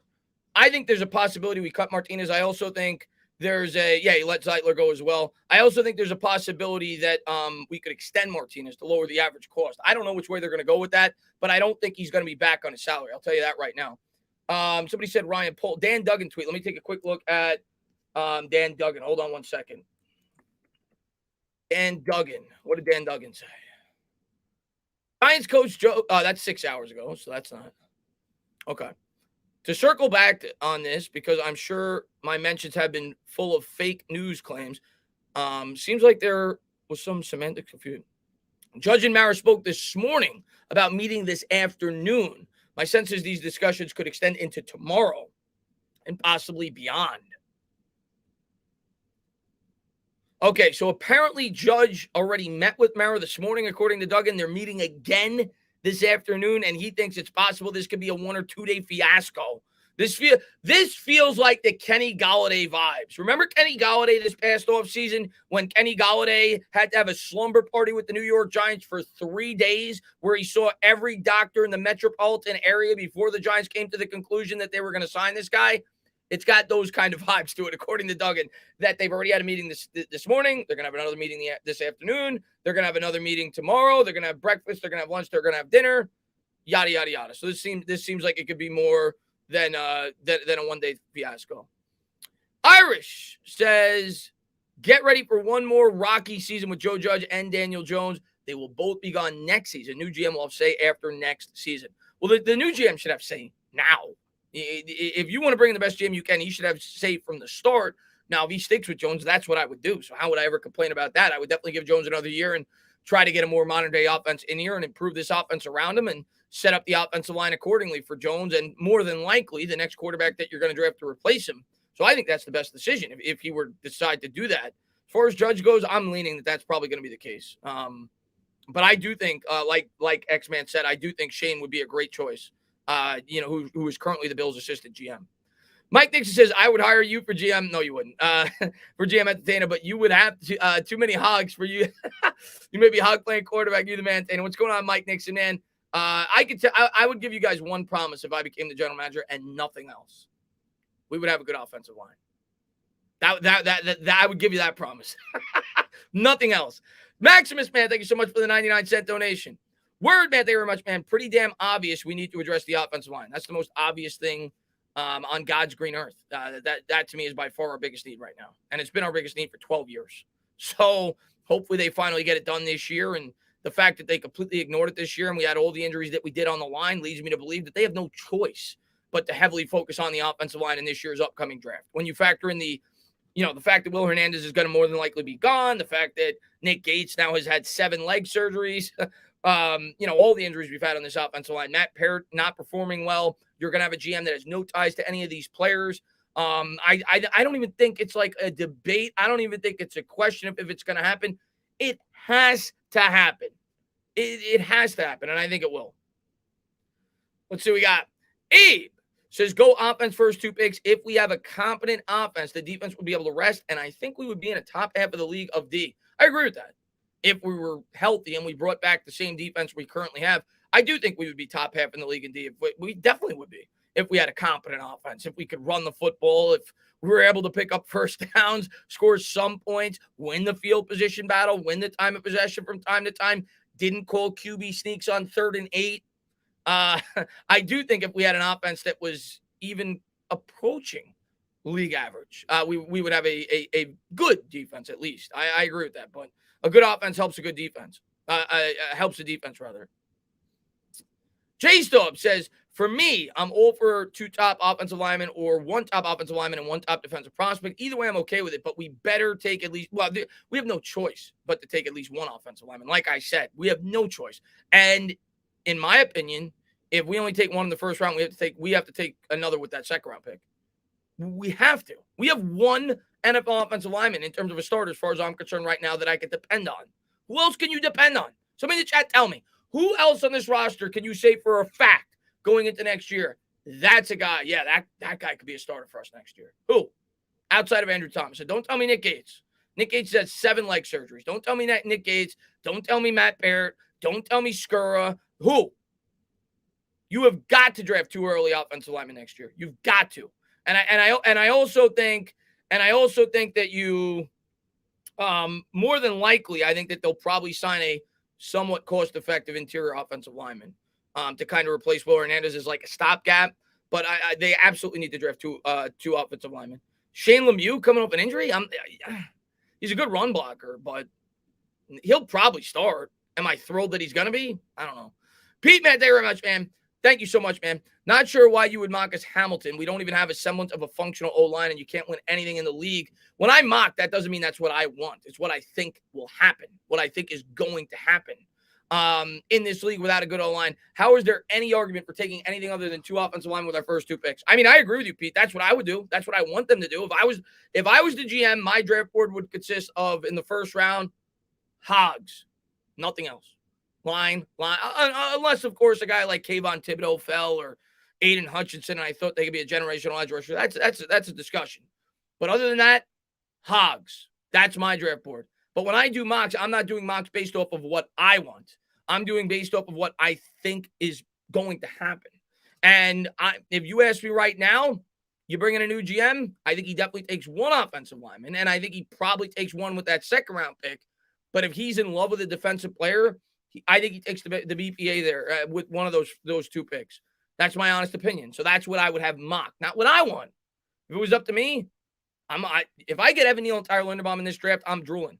I am drooling. I don't care about the fact that some people tell me that, let me just get rid of this, that some people tell me, oh, you can't take Tyler Linderbaum top 7, top 8 in the draft. Yeah, you can. People did it with Quentin Nelson. Yeah, you can. So if it was up to me, I'm taking 2 offensive linemen. But I'm telling you what I think, what I'm projecting will happen. Travis says, don't see how we could double up on the O-line when we have just as big of a hole on the edge. Both need to be addressed with first 2 picks. And there you go. And I think that's what the GM will feel. I think he'll feel that he needs a primetime talent on the defensive side of the ball with one of those 2 picks. I think he definitely goes line with 1. I think he goes defense with the other. If you ask me today what I think is going to happen, I could definitely see them taking 2 offensive linemen, though. But if you ask me today, I don't think that's what's going to happen. John says maybe Judge isn't fired, but talked owners into demoting him to special team coordinator because he's a guru at that. Yeah, he's a real guru at special teams coordinator. Our special teams has been so good since he's gotten here. I mean, they've been so good. The special teams been terrific. Riley Dixon might be the best punter in the NFL. I mean, Farrell Cooper lets the ball bounce at the 3-yard line over his head. We've got guys on retrieving punts that stop at the 5-yard line because they stepped out of bounds and let the ball bounce into the end zone because they don't know how to go down the sideline without getting pushed out of bounds.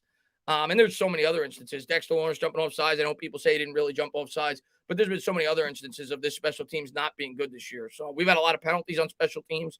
It's been a disaster. Jeremiah says, I have zero faith in the Maras to make the right hire at this point. Is Rich Kotite still alive?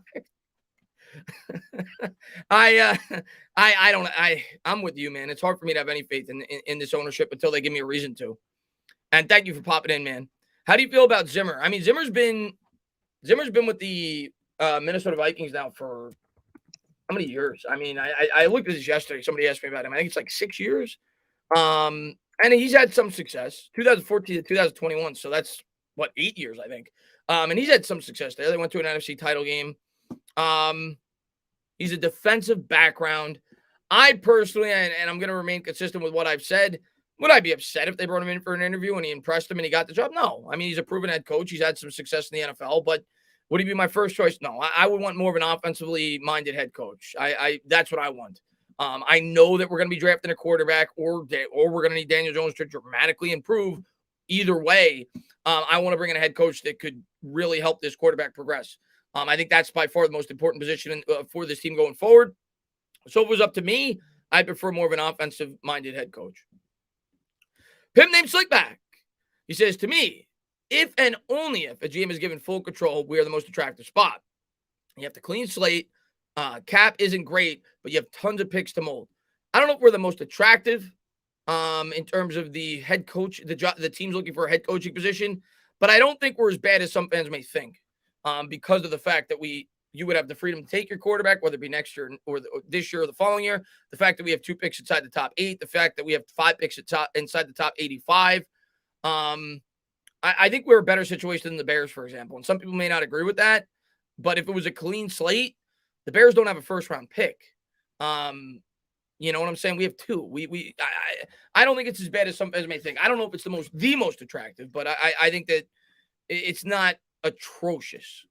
Ron says, with what happened with Judge over the last few weeks, he is not only fallen out of favor with the fan base, but with all NFL analysts nationally. Yeah, and I think that's when the fire Judge talk really started to amp up. I think before then, we as fans, we were all kind of like, yeah, he may get fired, but he's probably not going to.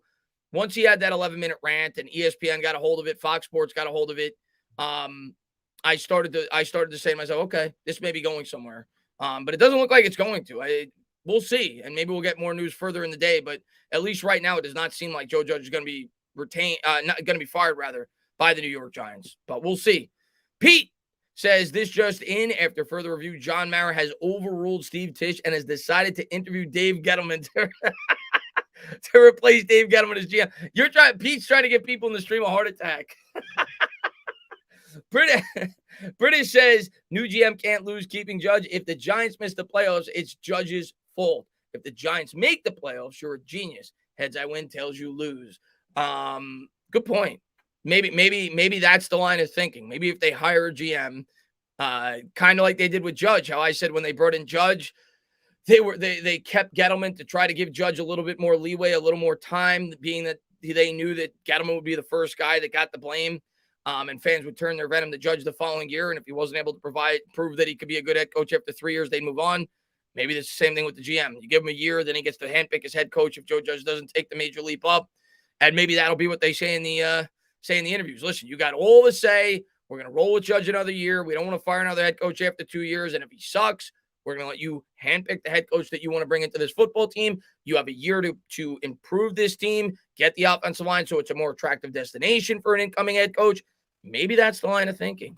And we'll see. And listen, if Judge is back, I hope he's the head coach for 15 years. I hope he proves everybody wrong. He goes out there, he wins 13 games next year, and the Giants are great. I don't know. Jonathan says, Chris, I know a lot of fans are pissed, but let's get it out of our systems and look to the draft free agency to improve the team. New York Giants' biggest problem is gone. Good way to look at it. And listen, I'm not going to dwell on this all offseason. Like you said, I'm going to look on ways to improve this team via the draft, via free agency, and I'm going to hope whoever they bring in as the general manager does a great job.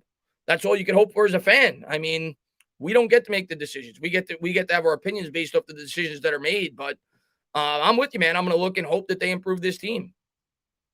What other choice do I have? Sean said, other than not rooting for the team, I don't know what other choice you have. Sean says, Tisch says performance and results we expect, but with keeping Joe Judge, what makes them think they deserve good performance, or what makes them think they deserve good performance or results? We'll see if they keep Joe Judge. But that's what he's telling you there, Sean. And let me drink my coffee before it gets too cold. That's what he's telling you there, Sean, basically, if they keep Joe Judge. He's saying we think that Joe Judge gives us the best chance to have good performance and results. That's the way I read into it. Because if you don't feel that way, then why not just hire a guy that you feel gives you a better chance of good results? We'll see.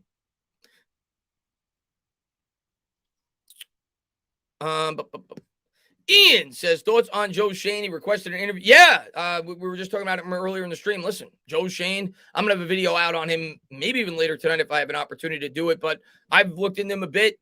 Comes from a really well-run organization with the Buffalo Bills. Good, smart, young mind. Definitely a guy that was probably one of the top 3 or 4 candidates that have been rumored to be guys that could be potential targets for the Giants that I would be happy with if they hired him. I think that'd be a really good hire by the Giants. I think that would give us it would definitely take a little bit of the sour taste out of our mouth. And it would give me some hope as a fan that maybe this team is finally starting to go down the right path. So we'll see. First, he's got to even take the job. Just because he gets an interview doesn't mean that he's going to want the job. And it doesn't even mean that the Giants are going to want to hire him. But yeah, from the limited research that I've done on him so far, I've been impressed. The general manager for the Bills, when he got the job, he was the first guy that he called. He said, I want you. He brought him over, I think, from the Carolina Panthers. He was the first guy, and he was young, and he's always had a great reputation as he's come up along the NFL. So he's definitely one of the hot names out there. Mike says, if Judge comes back, I'm boycotting next year. I'm not going to a game, watching a game, or buying any Giants merchandise. We'll watch your videos. Well, I appreciate that, Mike, man. Thank you very much. And like I said, that's kind of the choice that you have. You know what I'm saying? As fans, it's not like we have any power. I mean, we like to think that we do, but we don't, maybe we do, but I don't think we have as much power as we think at times. And I just hope, man, Mike, like I said in the offseason, if they do so, like this year, I think it was blatantly obvious. I mean, maybe I didn't come out and say it as strongly as I should have. But I disagreed with the direction in the draft that this team took in terms of not drafting offensive linemen. I think it was pretty clear that I disagreed. I said constantly, I hope they're right. I hope they're right. I must have said it 1,000 times in my live streams leading up into the season. So I disagreed with it, and I would disagree with the decision to stick with Judge, but I would hope that I was wrong, and I would hope that they were right. That's all I could do as a fan. Macaulay says, according to Schefter, Flores wanted an upgrade at quarterback. Chris Greer and the owner have loved Tua since 2018. Flores wanted Herbert or Watson, so Miami moved on. Well, that had to be what it was, Macaulay. That had to be I didn't know it was that specifically, but it had to be something like that, a disagreement between the owner and the head coach for him to move on. I mean, in terms of the performance, there was no reason for them to move on. The guy's overachieved as far as I'm concerned since he's been a Miami Dolphins head coach. And it is what it is. They probably got into an argument. He probably is not sold on Tua. Probably not happy that he's his quarterback and doesn't feel like he can achieve what he wants to achieve as a head coach, which is obviously win a Super Bowl with Tua as his quarterback. And they said, all right, we're going to move on. And we're going to find – and that's a disaster because if that's the truth, now ownership is going to fit a head coach around Tua. And that's probably not the best of decisions there because I don't think Tua is going to get them to where they need to be, and they probably won't get the best potential head coach. But if that's true. Andrew, thank you so much, man. Love you and Bad Dogs Vids. Thanks for a great year. Do you think Mara is not firing Judge so it doesn't look like the media and fans run the team is almost spiteful and an FU to the fans? That's one theory I have not heard. That's an interesting theory, Andrew. No, I honestly don't think that's the case, though. I would love to tell you, I know the fans want to say that because everybody's got their pitchforks out and everything else. I don't think that's the case. I honestly think if he keeps Judge, Mara thinks, one, he probably doesn't want to fire head coach again after 2 years. Let's start with that. And I think he is impressed with Judge. I do think that he was probably impressed with him during the initial interviews. And he says to himself, I'm going to give this guy one more year. He was dealt a really tough end, yada, yada, yada, yada. I know we don't want to hear that as fans. But I don't think he's doing it as an FU to the fans. I think he's doing it because he believes in Joe Judge. Whether or not he should, that's another discussion. But that's my honest belief. I don't not telling you that he's right in believing that, but I don't think he's doing it to say screw you to the fans. T, thank you. Says, I may be crazy, but if we draft an offensive tackle guard center by round 3, I will rejoice. Will you join me? Yeah, 100%. I will be the happiest guy on Giants live stream on draft night if the New York Giants take 3 offensive linemen with their first 5 picks. They got 2 picks in the 3rd round, 2 picks in the 1st round, 1 pick in the 2nd round. If they take 2 with their first 3 picks and 1 with those 2 third-round picks, I will be ecstatic. I'll be running the streets with you, T. No doubt about it. No doubt about it. But thank you so much. Richard says, hey, Sex Standard, thanks for getting us through another miserable season with your awesome content. Here's a drink on me, Mom. I appreciate that, Richard, man. Thank you so much for popping in. And thank you for being such a great supporter. And I see you're a Spurs fan, so at least you got – well, they're not that good either this year, right? I don't even know off the top of my head, but Knicks aren't doing me many favors. Pimp Name Slickback says, Chris, Giants also request a Ryan Poles interview. Yeah, real quick, Pimp Name Slickback. I saw, let me go to Jordan Renan's Twitter, because Jordan Renan came up with a list about 4 days ago, and both of those names were on it. I almost made a video on it, and then I decided not to. I said I'll just wait till the end of the season when the names officially come out. I'll pull it up right now. All I got to do is scan down a couple of days on his Twitter. But Ryan Poles was one of the names that he said, along with Joe Shane. Just looking for it real quick. Where is it? There were 6 names. Here it is. Kevin Abrams. That's an obvious. We know that. Joe Shane, Dave Ziegler. Ziegler, of course, the right-hand man with the New England Patriots. Monty Osenford, who right now is with, I believe, Tennessee, has New England roots. Ryan Poles and Louis Riddick. Those were the 6 names. He said the final episode of Breaking Big Blue, I answered a bunch of your questions and went over potential GM candidates. Those I expect to be involved after talking to sources include those 6 names. And then I think he went on later to say that there will be other people as well. It will not just be a 6-man search. But those are the 6 names that he said, and already 2 have come out. Ryan Poles and Joe Shane. And we already know Abrams is going to get an interview, so really 3 of the 6 names. Bob says, Mara will chicken out and make the new GM make the call on Joey Bag of No Nuts. I mean, I hope he gives the new GM the call to decide whether or not he brings back Joe Judge. That's what I want as a fan. If he's not going to just fire him himself. I don't necessarily know that that'll be the case, but I hope. Hand says, would you take DJ Wentz or Hurts? None of them. If I'm being honest, Hands. Long term, none of them. As of now, I don't think any of them right now are a franchise quarterback. Hurts mainly due to the fact that he's dealt with, Wentz mainly due to the fact that he's dealt with injuries. And he doesn't appear to be the same quarterback he once was. At one point, I would have told you that Carson Wentz is a franchise quarterback. I'm definitely not sold on Hurts as a franchise quarterback.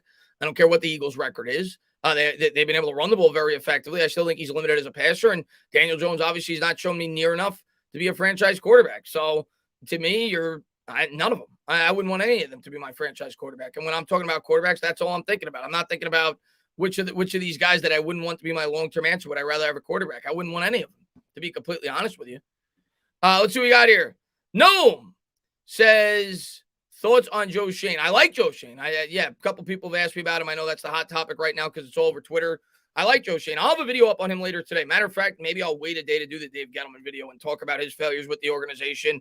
We've talked about it extensively anyway over the last 4 or 5 years, but I'll definitely have my video up on Dave talking for a while about what he did with this football team. Maybe I'll have the Joe Shane video out today, obviously being that that's more important right now. And I think as fans, I think it's important to have at least something that's not gloom and doom, being that we're all, questionable about this organization right now. And Joe Shane maybe it could be a guy that, if they hire him, could bring some hope to this franchise. I would be very happy if they were to hire Joe Shane and if he was willing to take this job. I think it would be a good hire.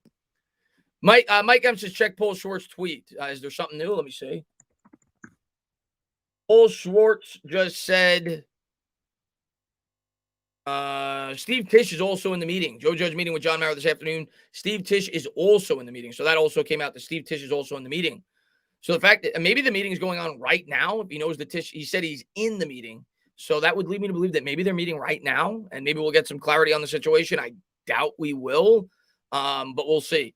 V-Rock says, I'd bring back Hernandez short-term to build around. I would not.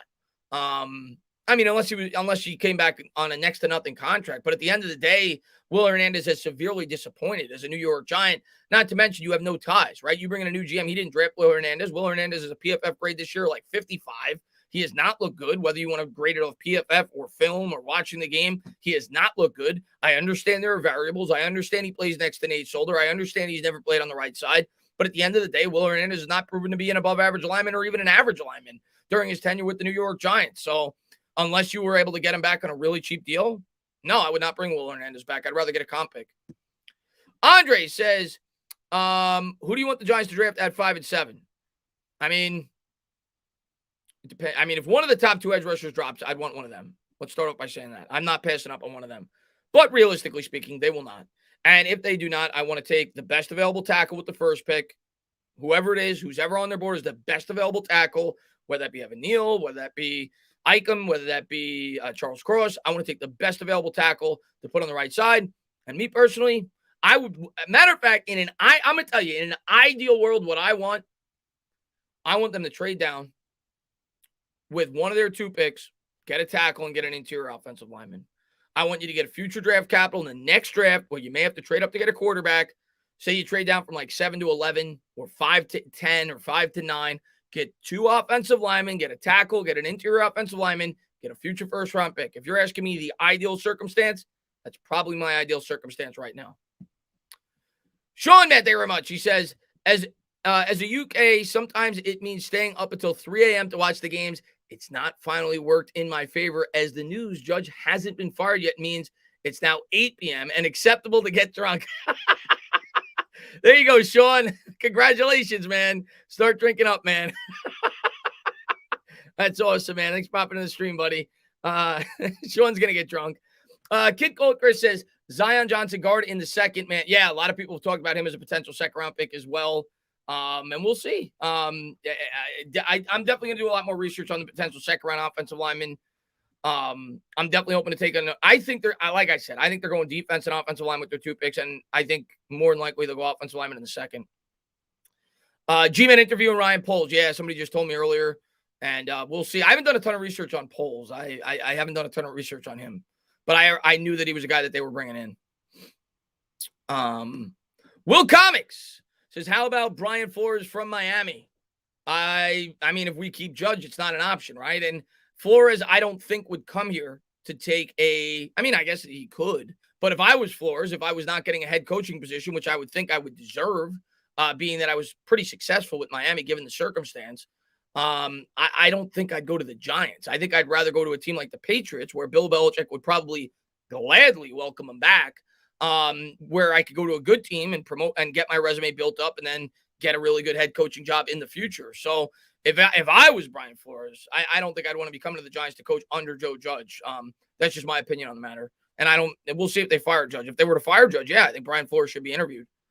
Kobe says, if the New York Giants don't fire Joe Judge next year, I'm already rooting for the picks for 2023. P.S. Tisch needs to pay attention to his team and stop Mara's stupidity. Yeah, I can't do that. I can't go into a season hoping that we get the first pick, but I understand that you're down. I understand that you're down on the dumps and you want change. And I think we all want change. I want change. I'm sick of it. So I understand why you're upset. T says, can we call our new O-line Hulks from now on? Hogs reminds me too. Yeah. Well, I'm going to have to talk to you guys in the chat this year, and we're going to have to come up with a new nickname for the offensive line because I know we're all sick of the we're all going to be sick of the hog mollies because, like you said, it's reminiscent of Dave Gettleman. Harris says, heard the Giants are interviewing Ryan Poles. Yeah, so Casey. Okay. Yeah, now that you say it, I remember he was with the Chiefs, which obviously a very successful organization. I think he was under, I can't remember what his role was. I'll have a video up on both of them later tonight. But yeah, now that you said it, I remember he's with KC. Vinny says, and O-lineman and Matt Corral, Daniel Jones needs competition. If you're drafting Matt Corral, Daniel Jones is not your quarterback anymore. He's not on the roster anymore. If you're drafting a quarterback in the top 5, Daniel Jones is gone. You're not drafting Matt Corral to keep Daniel Jones on this team. You're trading Daniel Jones for anything. If that's what you're doing. If you're drafting a quarterback inside the top 5, I'd be furious if the New York Giants still had Daniel Jones on this football team. At that point, you trade Daniel Jones for whatever you can get. There's no competition at that point. If you're spending a top 5 pick on a quarterback, that guy's your quarterback. Period. You bring in a veteran that can compete with that guy to maybe start the first 4 or 5 games. But if you're drafting a quarterback in the top 5, Daniel Jones is gone. I don't think that that's what they'll do, but you could provide Daniel Jones with competition without drafting a quarterback in the top 5. You could bring in an established backup. And Frank says, if they bring in an independent GM and force Judge just improving isn't going to save his job, they would most likely need to be a legit contender next year, and that ain't happening. Yeah, I'm not going to say they need to be a Super Bowl contender. I don't know what you're implying. Playoff contender? Yeah, I agree. I think that, like I said earlier, I think they have to be like at least an 8-win team, if not better, for Joe Judge to stay on as the head coach with the New York Giants going forward after next year if he is kept here. Could it happen? Sure, but I think at that point you're banking on a lot of the players on this team to stay healthy do you think Kenny Galladay's do you think all these guys that got hurt this year are all going to stay healthy next year? Probably not. Do I think that they'll have as many injuries they had this year? Probably not. It'll probably be somewhat in the middle, but then you have to ask yourself, Is that going to be enough when you factor in that Daniel Jones is going to be learning a new scheme? You factor in that you're probably going to have 2 rookie offensive linemen. It's a lot to overcome for this team to take a big step up next year. But that's what Joe Judge would have to accomplish to stay on as the head coach for another season. I agree with you. J-Man says, why did so many people think that this team would be competitive, Chris? There are just so many red flags. J-Man, I think it's hope. I think it's hope, man. And I think the year before we won 6 games. And it was hope. Man, I was guilty too. I mean, I had hope, and I will say going into the year, once I found out that Shane Lemieux was out and Nick Gates was out, I started saying we could be in trouble here. But I think it was hope, man. I think it was hope that the fact that you brought in Kenny Golladay could be a number 1 option for Daniel Jones. You sewed up what you thought was the biggest weakness on the defense, bringing in a Dory Jackson, who actually proved to be a pretty good signing, opposite James Bradbury. The way the defense performed the year before showed a lot of promise. It was false hope. It was wrong hope, but it was hope. It was hope that a team, a starving fan base that had not had a team that going into a season they had any kind of expectations for. We were finally going to have expectations. Not that we were going to have Super Bowl expectations, but a team that could win at least 8 games, 9 games, play competitive down the stretch. The fact that you had Joe Judge coming back for a second season, more continuity there, a full offseason to work with. Patrick Graham looked to be a smart defensive mind, getting Saquon Barkley back, who missed all of last season. I think there was reasons to have some hope going into the year. The red flags, outside of the injury concerns, was the offensive line. And especially once we started to get injuries on that offensive line, everything went to hell. And then Daniel Jones going down. I mean, just forget about it. But, obviously we shouldn't have been as hopeful as we were. It's what happens, man, when you're a fan. Christian says, Chris, what up? You got to answer my tweets more. I know you're busy. I'm sorry, Christian, man. I try to answer as many as I can. But I agree, Hamilton and Linderbaum would float my boat. Looking forward to next season a lot. Yeah, right now I'm leaning that that's at least a distinct possibility. Whether it be Linderbaum or whether it be a tackle, but I think Hamilton's a possibility because I think he could get to us, and we'll see. I think he may be the best defensive player on the board when we're drafting, even though I'm not in love with taking a safety. I could see it. E. Lucas says, I could see Pitts putting a package together for DJ. Pittsburgh, I think Pittsburgh's going to stay where they are in the draft, and I think they're going to draft a quarterback. I think one of those quarterbacks will get to them. I know a lot of people are saying they hurt themselves because they made the playoffs. They're not going to be able to get a quarterback. This is a weak quarterback draft class. I think one of those guys are going to fall to them, whether that be Corral, whether that be Pickett, whether that be Willis. One of those guys are going to fall to them. The Steelers notoriously are a team that builds through the draft. They're not a team that goes out there and makes big trades, makes big signings. They believe almost exclusively in building through the draft. I don't see them looking to make a trade for Daniel Jones, especially with the Daniel Jones injury history. I just don't see it. I think they'll draft a quarterback in this year's draft. And where they're picking, it makes some sense. And they have a much better foundation than we do, but there's no financial commitment if you take a quarterback at, say, 20, or at least not near the financial commitment that you would have taking one at 5th overall. So I think they'll stay where they are. I think they'll take a quarterback and see if they could grow him into, being something that can win football games for their football team. And they probably will, because the Steelers are the best run organization arguably in football. Max, man, what's going on, man? Ryan Count and Monty Osenfort requests. Okay. I did not know about the first guy. Monty Osenfort I knew was going to get an interview. He's a guy that's been frequently brought up by New York Giants insiders as a guy that the New York Giants would look to bring in. So I knew about him. I know he's got former ties to the Patriots. He's been with the Titans.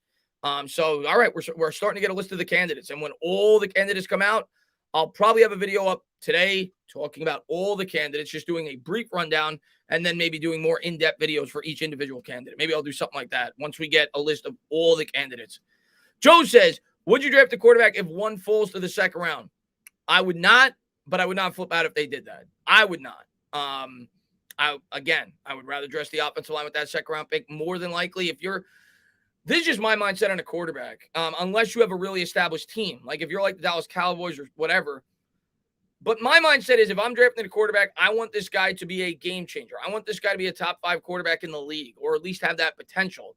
And in a draft class that is thought to be relatively weak at the position to begin with, if I don't feel strong enough to take a quarterback in the first round, I don't want to take him if he falls to the second round. If I don't have complete conviction in that quarterback, I probably don't want to take him. Now, if in the third round, that's a different story. But if I could get a high-impact player on the offensive line with an early second-round pick, that's probably what I want to do, rather than take a second-round quarterback. Yes, can you point to instances where they've worked? Sure, Lamar Jackson would have been a second-round pick had the Baltimore Ravens not traded up. You could definitely point to instances where it would have worked.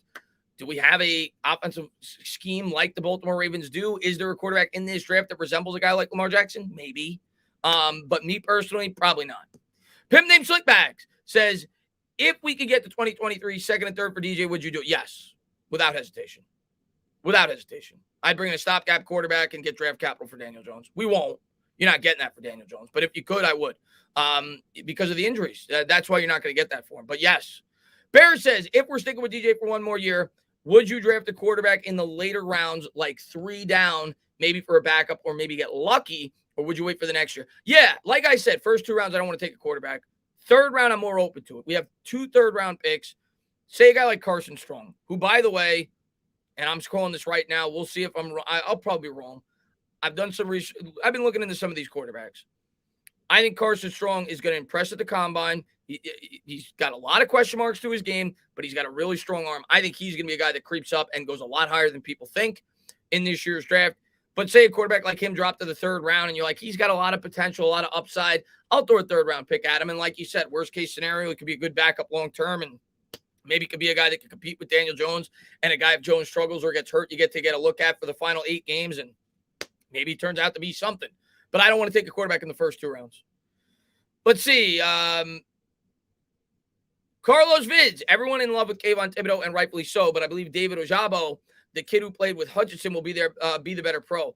A lot of people like Ojabo. I talked to a lot of people on Twitter. A lot of people like Ojabo.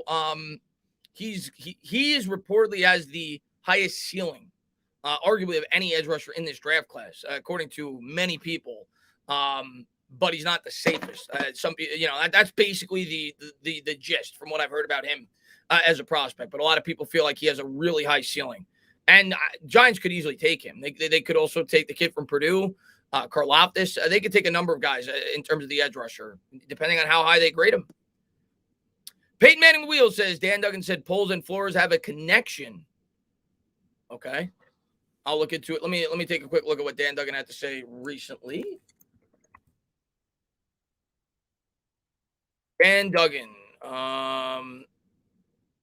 Add 2 more to the list. Osiford seemed like the favorite before Judge was in position to need to meet with ownership to ensure he's back.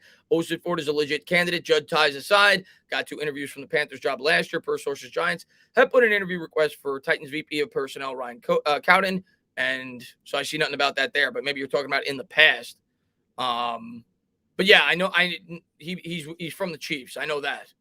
So I'll try to do as much research as I can on these guys and do an extensive video for you guys today.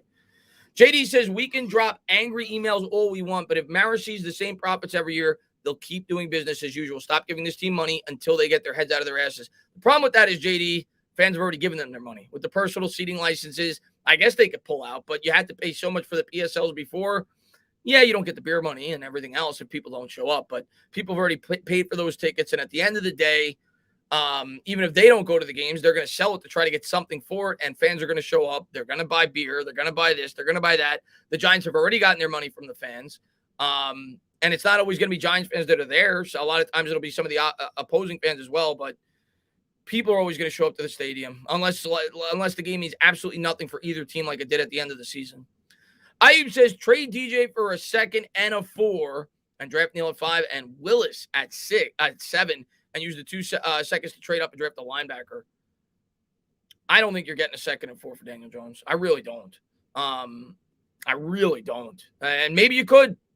I would think the neck injury would scare people away. But if you get a 2nd and 4 for Daniel Jones, I would do it.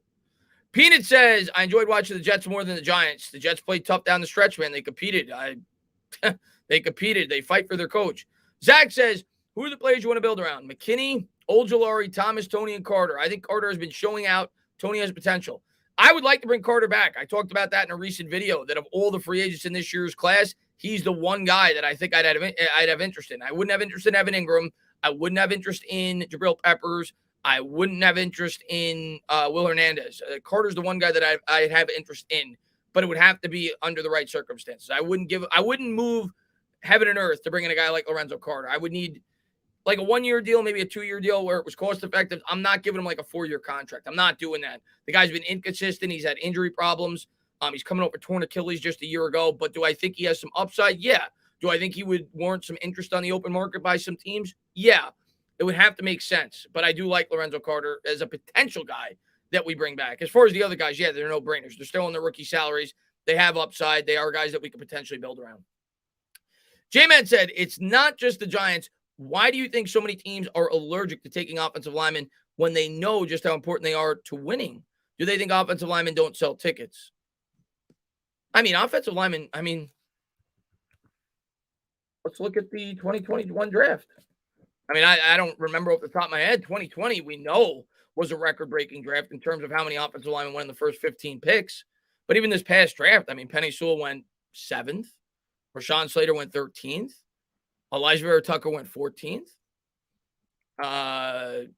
Alex Leatherwood went 17th. Christian Darrisaw went 23rd. So what is that? 6 offensive linemen in the first 32 picks.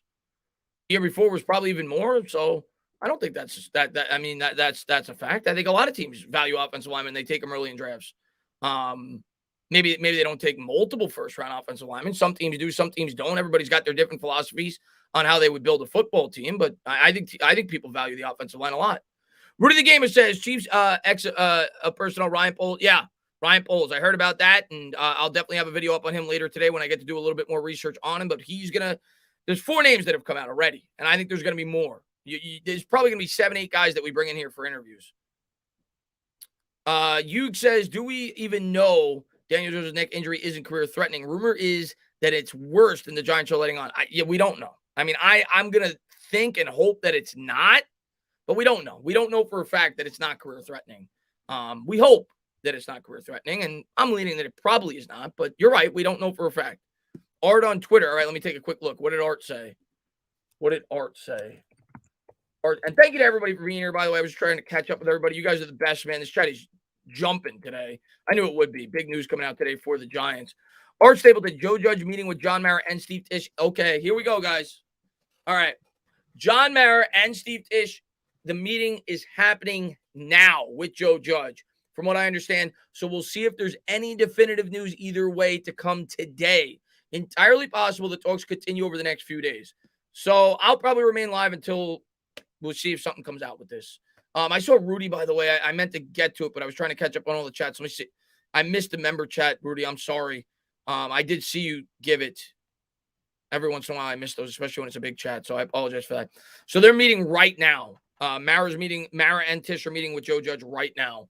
So we'll see if any news comes out with that. I'm sure all the beat reporters are reporting it as soon as they get word of, what may have come out with that meeting. And according to Art and several other people, that we probably will not have closure in terms of what they're going to do with Joe Judge by the end of today. It's probably going to be a multi-day process. I want Brian Flores. I mean, Brian Flores has never had any credentials in terms of being a GM. Tisch dropped the hammer. We'll see, man. Hire Jim Harbaugh. I would like Jim Harbaugh. License plate guy Twitter. What did LPG say? Let me see. LPG. Also, Poles, Pioli on the list, and I'll throw in Osifor Dobbs. Joe Schoen for the GM job is very high in the Giants list. I think he's just giving his guys. He says Buffalo Bills, Joe Schoen for the GM is very high in the Giants list. Also, Poles, Pioli on their list, and I'll throw in Osifor and Dobbs. Because I haven't heard anything about Dobbs with the Giants on their list. I think he's saying, maybe I'm wrong, I think he's saying his list, what he would prefer the Giants to do. But all those guys outside of Dobbs, I have heard that the Giants more than likely will bring in for an interview. But Joe Schoen, rather. I'm saying Schoen. It's pronounced Shane. Because that's the way I read it is Schoen, but it's pronounced Shane. Joe Shane's been a guy that people have been talking about now for the last couple of weeks as a potential guy that the Giants should bring in. So I'm not surprised that that's one of his top guys.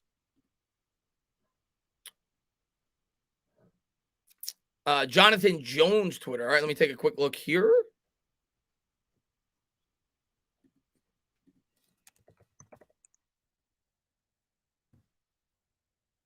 Let me make sure I'm spelling this right.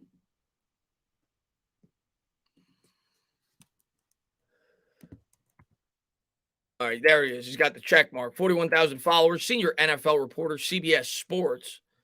Per sources, We already knew this. Per source, the Giants have put in request to interview Titans VP player personnel Ryan Kevin and Titans director of player personnel Monty Ossenfort. So yeah, we already knew that those names came out. So all the names are coming out right now. In terms of the guys that the Giants are looking to bring in for potential interviews. He also said they put in a request for Bill's assistant GM Joe Shane and Chiefs executive director of personnel Ryan Poles. So those are 4 names already that have come out, and we obviously already know that they're gonna. There's gonna be at least 3 or 4 more guys they bring in. And thank you for being a member for 11 months. PA Outdoorsman. Hey, Chris, speaking from experience with the Packers, a good offensive line coach is just as important as who you draft. They could develop depth. Well, we're going to be in the market for a new one. That has come out as well. I think it's official that we're moving on from our current offensive line coach. So we're going to be in the market for a new one. Probably going to be in the market for a lot of new coaches. If Judge is back, and this is probably cold as hell. If Judge is back, I think the agreement is going to be that he's going to need a dramatic shift in terms of the offensive coaching staff. And what's going on, Andrew Christopher, man? Thanks for popping in. If Judge is back, I think they are absolutely going to need a new OC. Obviously, you're going to have a new offensive line coach. They'll probably have a new I think the offensive coaching staff is gone. That will be, if Judge is back, that will be what he has to sacrifice to keep his job. That's my guess. Orphanage, man, thank you very much, man. Johnsons are not perfect, but we have potential because the Johnsons bros have stepped out of the way and have let JD and Robert Salah do their job. It's crazy. Well, we got to do the same thing. But yeah, I think the Jets are starting to build that team the right way. And I know Jets fans are excited. Every Jet fan you talk to, no matter how bad the team has played this year, they're excited about the direction of that team because they believe in their general manager. And I think as fans of the Giants, we need the same thing. Let's see what we got here. Let's see. 3 strikes and you're out, boss. What's going on, man? No way 2 people in the same building could believe Judge is good enough to continue with him. We'll see what happens. I'm with you. I would not move on. I would not push forward with him. Yo, what's going on, Matthew Steinman? Thanks for popping in. I would love Brian Dabble. Well, a lot of people have talked about that Adoree Jackson, and thank you so much for being a member of the New York Giants football team. People have talked about the possibility of hiring Joe Shane and him bringing along Brian Dabble, right? Because they both coach for the Buffalo Bills. Would it be a package deal if you were to hire Joe Shane? Could he bring Brian Dabble to be the head coach? And maybe that would be the conditions. If Joe Shane was going to take the job, he would say, listen, I need to bring Dabble along with me. I don't know if that would be, but maybe that would be the conditions if you were to hire a guy like that. But people have talked about that pairing.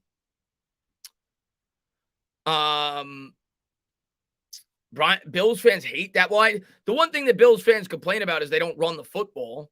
I'll say that. I know that, but it's undeniable that Brian Dabble has gotten a lot out of Josh Allen. And their running game is definitely suspect, though. But maybe some of that goes to the offensive line. Somebody said Dabble's terrible. Their offensive, I don't agree with the way that they run their offense. They don't run the ball a whole heck of a lot. What's up, Lake Nona, man? Thanks for popping in, man.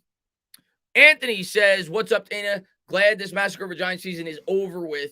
Did you see that they requested an interview with Bill? Yeah, several other guys. But Joe Shane's a guy that I think you should be excited about. I'll have a video up in him tonight. That's what, rather than doing my Gettleman video, I'll wait a day on that. Because right now I think it's important to really go over the guys that they're going to bring in to replace Gettleman. So I'll have a video up on that, and I'll have a more extensive Dave Gettleman video up in the coming days after. Would you want to resign John Ross?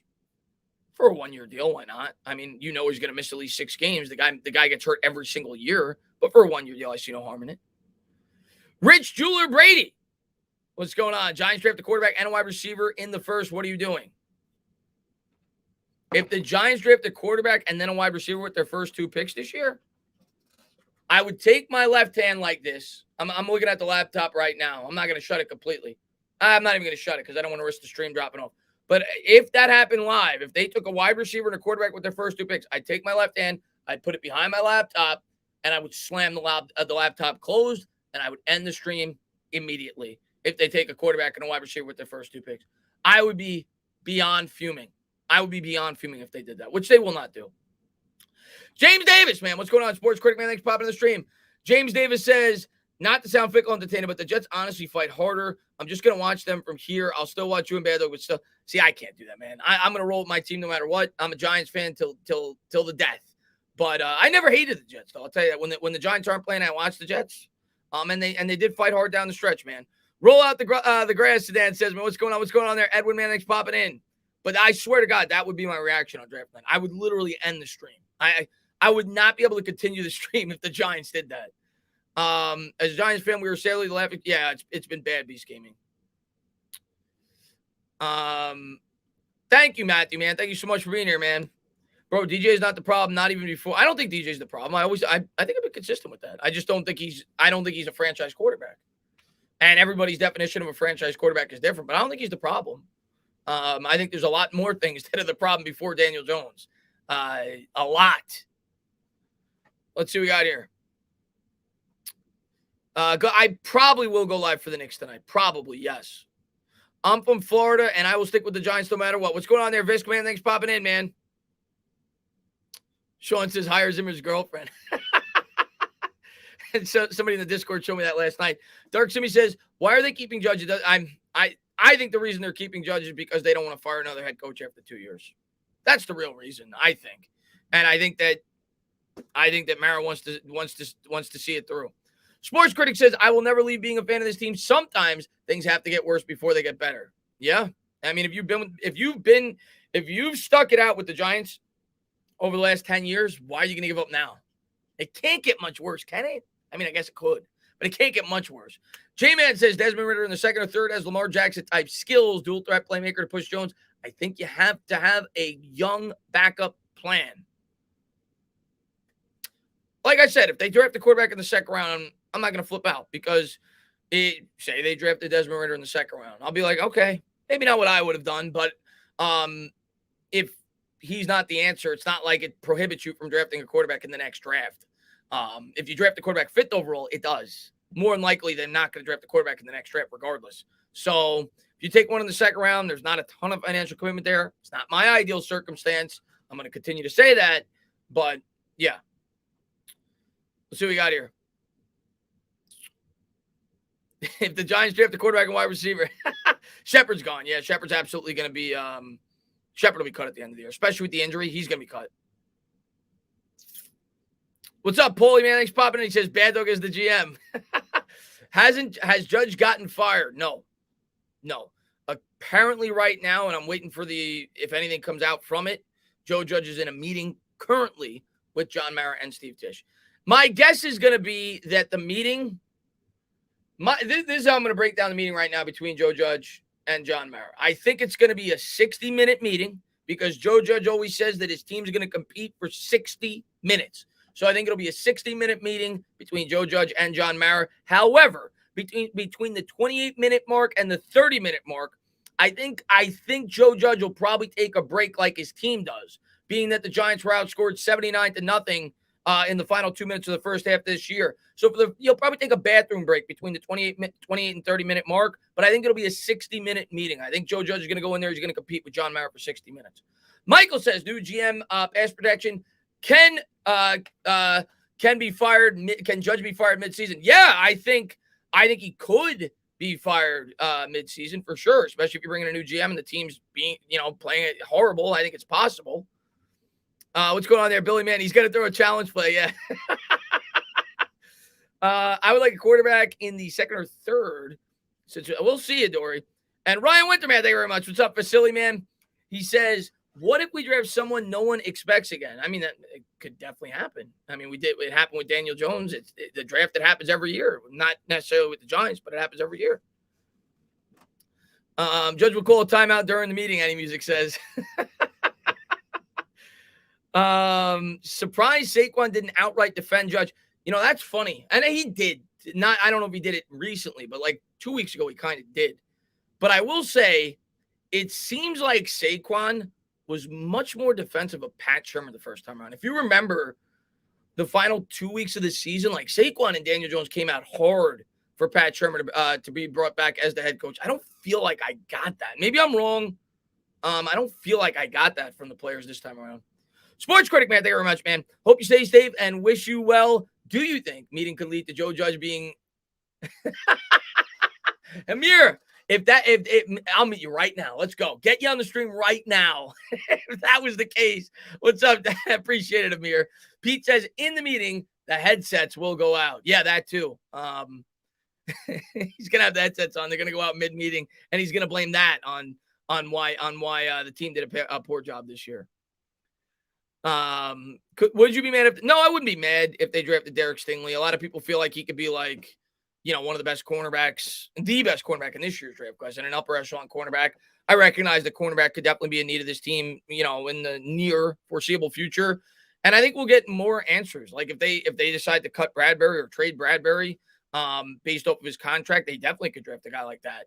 If he were to fall to us at 5, and even if they didn't, they still could. You saw Denver draft a cornerback early in this year's draft, even though they didn't necessarily need another starting corner because they knew long term they were going to need that. So it's possible. Let's see. At this point, if we keep Judge, I'd rather keep Gettleman so he could fire them both next year and start over. So basically, we're not keeping Gettleman. Gettleman retired, so that's not going to happen. But basically, you want to hire Kevin Abrams because he's basically an extension of Dave Gettleman. That's the way I look at it. Chris B says Mara will announce Judge will be the new GM and Graham. There's no chance. There's no chance. There's no chance. There's no chance. So John Mara is going to come out and say, hey, listen, Giants fans, this team sucks. This team's been horrible. We went out there, won 4 games this year, even though we spent more than any other team in free agency. Our head coach sucks, but I'm going to trust him with the decision-making of this franchise. We're going to promote him to general manager. Promote him to general manager. No chance. 0 chance that happens. 0 chance. If that happened, there'd be riots in the streets. Rich Jeweler Brady says Zach Wilson at a 69.69. Okay. QBR for the 21-22 year. I guess you could say the Jets have a nice future ahead of them. 13 turnovers, 13 touchdowns, maybe meant to say. 11 interceptions, no interceptions in the last 5 games. I like Zach Wilson, and we'll see. I think they still need to get him another weapon over there for sure. But I like Zach Wilson. I like the way the Jets are building their football team. Ronnie, thank you for popping in. Judge is not ready to be a head coach. Why Mara ever took a chance on a special teams? Love you. Love you too. Thank you so much for being here. Judge was not ready to be a head coach. Love you. Thank you so much for being here, Ronnie. I appreciate it. And listen, same thing with Judge. Like, I think we all wanted hope, myself included, when they brought in a new head coach, a young head coach, something that was completely different than what we were accustomed to. I think a lot of us were sold on the opening press conference. And yes, especially after the Seahawks game, hook, line, and sinker. I was bought in. Not that we were going to win a Super Bowl the next year, but that we were going down the right path. And I think a lot of Giants fans were, if they're being honest with themselves.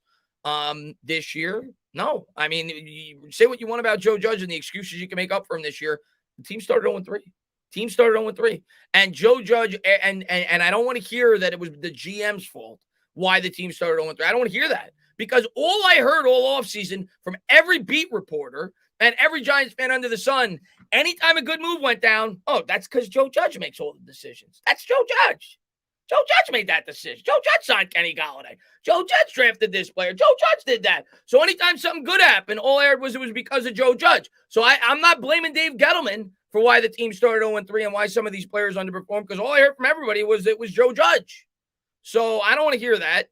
And coming into the year, we were 0-3, and we were relatively healthy. We lost to Washington, we lost to Denver, and we lost to Atlanta. So I don't want to hear injuries as an excuse. We had to start this year no worse than 2-1 based off our schedule. Some of our easiest games coming into the season were those 3 games. And let's see what we got here. Chris P says, Harbaugh for GM and head coach thoughts. Sign me up. Not going to happen more than likely, because there's no way, in my opinion, that Mara would ever work with Jim Harbaugh. That's my opinion. But if you're asking me what I would want, yeah. Yes. You want to talk about a head coach that could come in here and shake things up? Yep. Jim Harbaugh. I'd be all about it. Relatively, I'm not talking about all year, Nick. I'm talking about the first 3 games when we started 0-3. First 3 games. Not all year. We were banged up. We had the most injuries in football. Most injuries in football. Most injuries in football. Isn't it funny the Knicks are more respectable than John? Yeah, they are.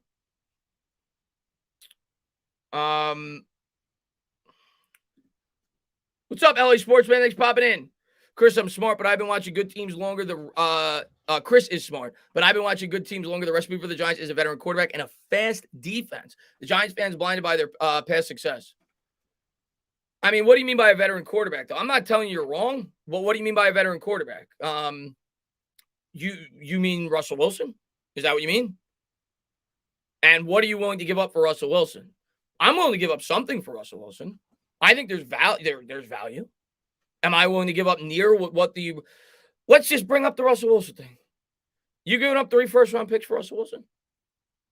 You giving up 2 first-round picks for Russell Wilson? The guy's 34 years old. We have no offensive line. All of our weapons are constantly hurt. Is that the answer?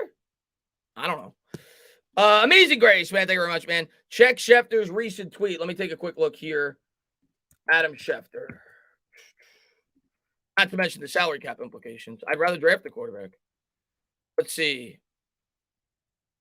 Adam Schefter. 3 minutes ago, he retweeted Jeremy Fowler. I think that's what you mean. The New York Giants have requested permission to speak with 2 Tennessee. Yeah, we already knew that. He just retweeted it a little bit later, but Jeremy Fowler came out with that a little while ago. But yeah, both guys from the Titans, Osafort and Cowden. So yeah. Yeah, I'm probably going to call the Knicks game tonight. And Ronnie Rivers says, let's go Knicks. Let's go Knicks is right. Hopefully they get a win. I was unable to call the last game because I was out. But yeah, I'm going to call the game tonight. Hopefully they get the W tonight. Yeah, I'm streaming the Knicks tonight. I'd give up 2 first-round picks for Russ. Hey, man, if they get Russ, I know the fan base will be excited. The only way I'm making that move is if I feel like I can win a Super Bowl. Not next year, but if I feel like I can win a Super Bowl within the next 3 years. I'm not banking on Russ to be Tom Brady and be a guy that could play at an incredible level into 41, 42, 43. Could he? It's possible, but I'm not banking on that. So if I'm making a trade like that, I have to feel by giving up 2 first-round picks, a top 5 pick this year, and a future first-round pick, that I am going to be able to compete for a Super Bowl within the next 3 years.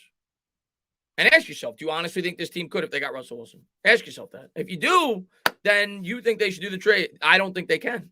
So that's why I don't think they should. Snare, thank you very much. He says, any GM without a Boston accent, please. Yes. You should watch the yes. Yes, I forgot the national championship game's on tonight. Oh, what time is the Knicks game? If I'm not watching it live, I'll definitely be recording it. Knicks play at 7:30. National championship's usually at like 8, right?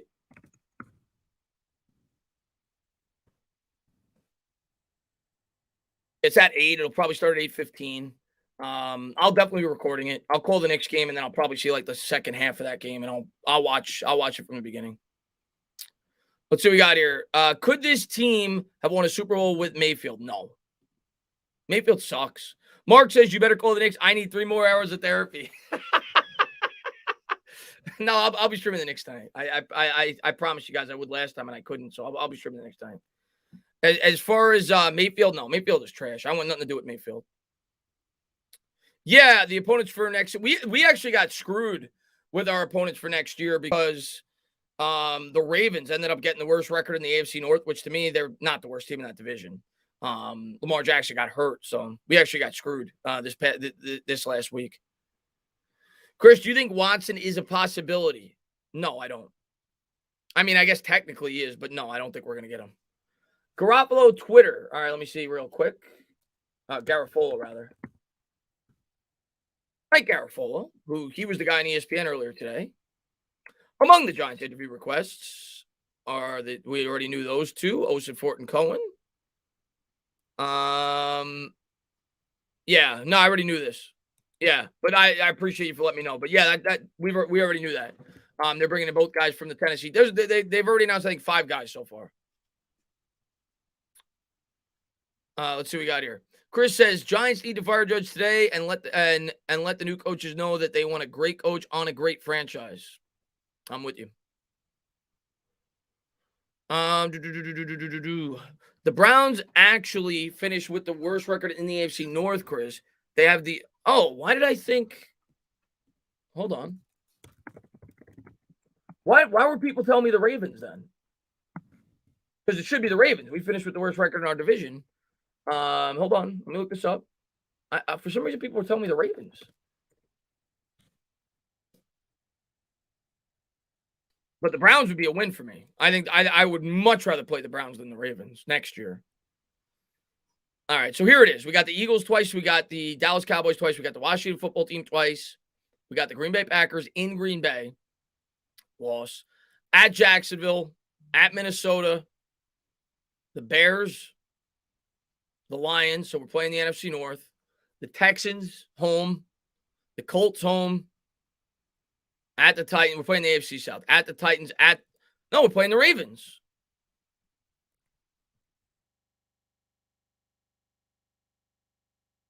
Panthers, Seahawks. Why would it? Well, let me look at the standings.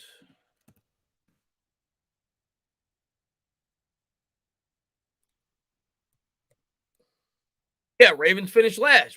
Ravens and Browns are both 8 and 9, but the Ravens had the worst divisional record. They were 1 and 5 in the division, so they finished last in the division. So that's why we get the Ravens. So yeah, we're getting the Ravens next year. So that sucks, in my opinion. I would much rather first the Browns. Pencil Man, he says, ask Mahomes how important the O-line is. Lessons learned from the Super Bowl. Of course, the offensive line is always important. Anybody that downplays the importance of the offensive line, they're crazy. Are there some quarterbacks that could work with a bad offensive line and make it work? Yeah, but the objective should always be to have a good offensive line. No doubt about it. It's still vastly important regardless of who your quarterback is. Let's see. What's up, Jay Fleming? Mara should demand Judge's phone records. If he was actually called by former players, he stays. If not, well, then Jay, then Judge would come up with some kind of lie. Be like, no, it wasn't on the phone. It was on Zoom, or it was on, I don't know. It was on my other phone. I don't know. He'd come up with some kind of excuse. Doesn't sound like a tough schedule for a decent team. Giants requested this interview with Michael Wes Steinberg, Twitter. Everybody loves Wes. Everybody loves Wes. Let me see what Wes had to say. You guys are aware that Wes is not real, right? You're aware, but I will check it out. Wes is the man. Wes's latest tweet. Giants head coach was originally supposed to meet with owners John Mara and Steve Tisch this morning to discuss his future. However, plans changed as Tisch overslept and missed the meeting. Wes Steinberg is the man. If you want a good laugh about the Giants, follow him on Twitter. He's the freaking man. But apparently Steve Tisch overslept the meeting. So that's why the meeting got pushed back today. Let's see what we got here. Wes is the man. Anthony Oida says, I know it might be too early, but it's not too late either. What do you think of this mock draft? Neil Linderbaum, Drake Jackson. You got me sold, man. Tight end in the third round. I'm completely fine. You got me sold on those first two picks. I don't know why the Giants always. I mean, it's just the Giants' way. I think they always try to do things classy, which that's the other thing. By dragging this out, and I think I said it at the top of the stream, but by dragging this out, you're setting yourself up to not get the best possible. If you fire Judge, which I don't think they will, but if they did, you're setting yourself up to not get the best potential head coach that you possibly can, because you've already got all these other teams that are setting up interviews for these head coaching positions, the Jaguars, so on and so forth, which leads me to believe that they're probably not going to fire Judge at this point. I think they're going to stick with him. We'll see. We'll see if anything comes out after this meeting, and apparently that they're having right now that I think will go for about another 30 minutes or so. I think it'll be a 60-minute meeting because that's what Joe Judge does. He's all about 60 minutes. But I don't think they're going to fire Judge based off some of the things I've heard today. Mr. Burton, what's going on, man? Hypothetically speaking, let's say that Deshaun Watson is available to play next season. No issues. Of course, Deshaun Watson. I mean, if the Giants, you in the hypothetical world that the Giants would be okay bringing in Deshaun Watson, where obviously we know that he's had off the field issues, that he's been accused of. I don't want to say he's guilty of, he's been accused of. But knowing the Giants' history, knowing that they've traded away DeAndre Baker when he was accused and not convicted of doing things off the field, do I think the Giants would look to trade for Deshaun Watson? I'd question it. But if the Giants said to themselves, this guy's innocent, No issues. From a football standpoint, Deshaun Watson's a no-brainer. Deshaun Watson's 25 years old. He's one of the 5 most talented quarterbacks in the sport. Mark, man, they were much, man. And that's a guy, yes, if he had no off-the-field issues, that's a guy I'd give up an arm and a leg for because of his age. And, he's 10 years younger than Wilson. Mark says, boys fan here, Moore is okay. All hype like Dak. You talking about Kellen Moore, Mark? I don't know enough about Kellen Moore. I know that since he's become the offensive coordinator for your football team, people have raved about him, but I've always been like, I don't know, because like you kind of hinted at with Dak, like Kellen Moore has been given like everything you could possibly want if you're an offensive play caller. Like, let me see Kellen Moore do that when he doesn't have ideal circumstances. Like Jason Garrett was thought to be a great play caller, which is why he got the head coaching position with the Cowboys to begin with when he had what he kind of has now, a great offensive line, all the pieces in place. So I don't know if Kellen Moore's as good as advertised. When you factor in he's got all those weapons, Dak Prescott, that offensive line, his running attack, he's got everything you could ever want as an offensive play caller.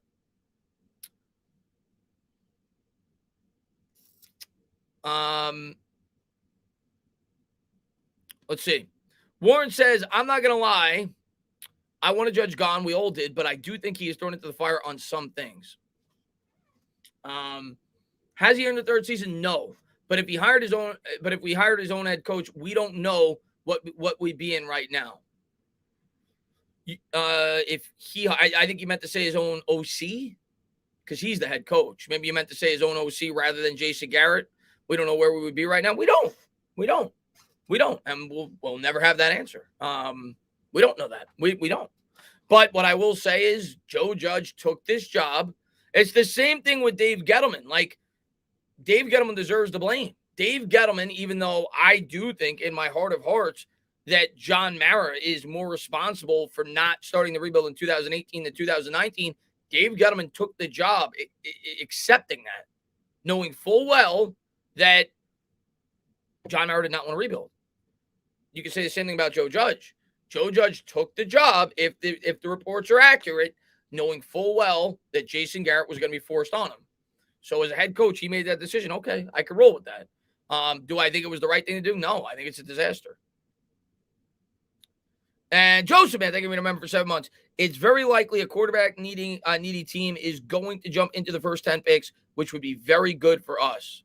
Yeah, I mean, if somebody's willing to trade up to 7 and we could drop back to 10 or 11 and get a first round pick, I would love to do that. I don't want to trade back too far, but if you could get in that 10 to 13 range and still get a really good player there on the interior offensive line and accrue another first round pick in the following draft, I would love to do that.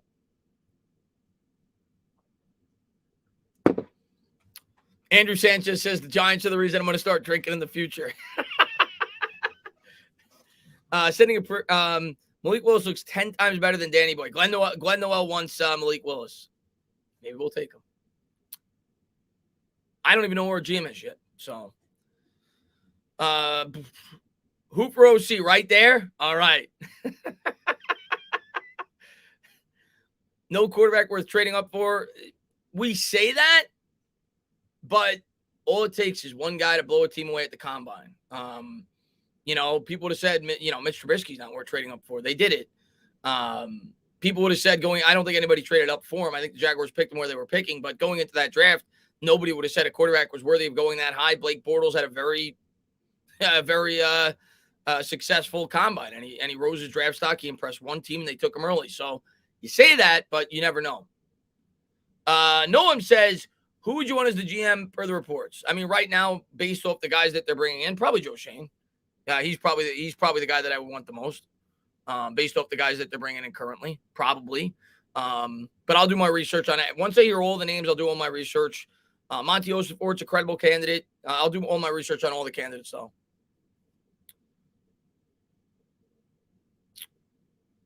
People said the Chiefs wouldn't have traded up for Mahomes. Yeah, it happens.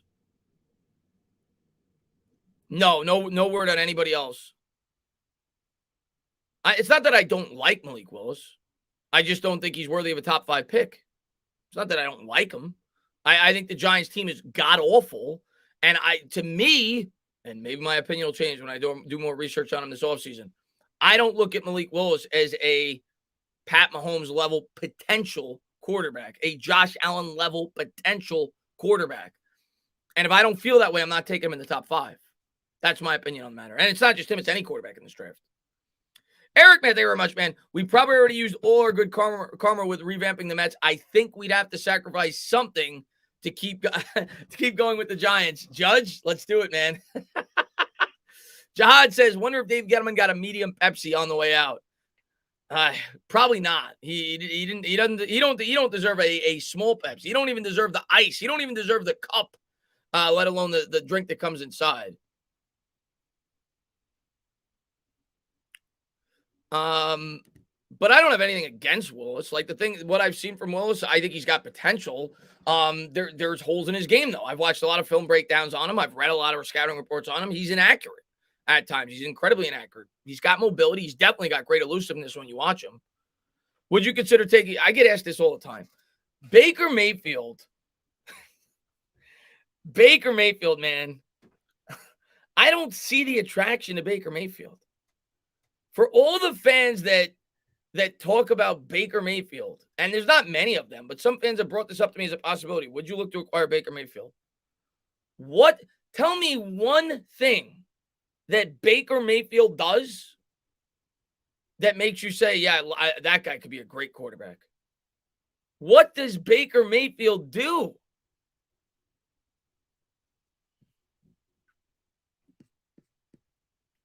I don't know. J-Man, thank you very much, man. Lawrence Tynes Twitter. Sources say Rob Sale told his unit this week that he's taking. Yeah, I already. That was like, I guess it's not official yet, but that was that I knew about that like a month ago. That he was taking the job with the Gators. So, which kind of explains the way that he talked about some of his offensive linemen on the way out. Abby says, "Sup, Chris? We need news. Judge letting the new GM make a decision on him limits the availability of a new head coach back with all the new openings. Send you an email a while back, like some tips how to make a channel." Oh, sorry, Abby, if I didn't see it. If you're on Twitter, message me there. If not, email me again, and I will make sure to look at my email today. But if you're on Twitter, message me there. Much easier to get in contact with me on Twitter. But if not, shoot me another email. I'm sorry, man. Sometimes I miss him. He says, we need news. Judge letting the new GM make a decision on him limits the availability of a new head. I agree.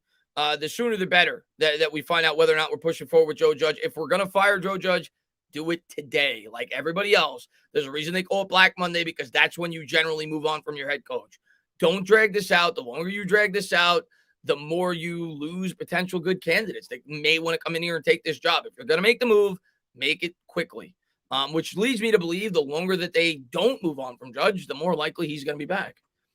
James Davis says, I'm going to find Joe Judge. What's up, Jay? Maybe you meant to say fire Joe Judge. Baker's, I want nothing to do with Baker.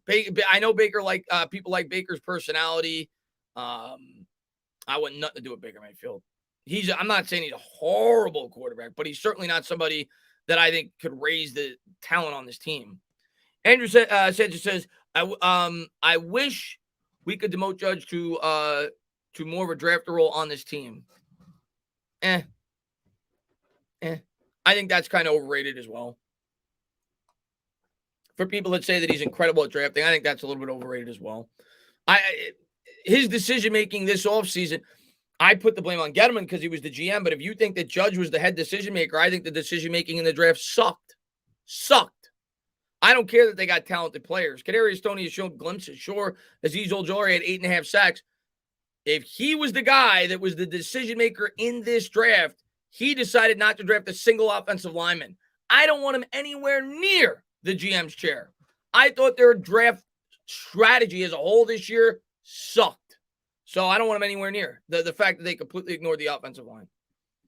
Paramount, man, thank you very much, man. If we start again a rebuild, which player has to stay? I mean, all the guys on rookie deals. Andrew Thomas, Xavier McKinney, all the young players. Tony, maybe you keep Adoree Jackson. He's still young. Maybe you could extend, the younger players on this team, the guys on rookie deals. Outside of that, you're moving on. None of them have any attachments to the new GM that's coming in. He's going to look to clean house and get rid of the players that he wasn't a part of, that he doesn't think could help the future of this football team. So the mainly the newer players, the young guys on rookie contracts are the guys you're going to try to build the team around.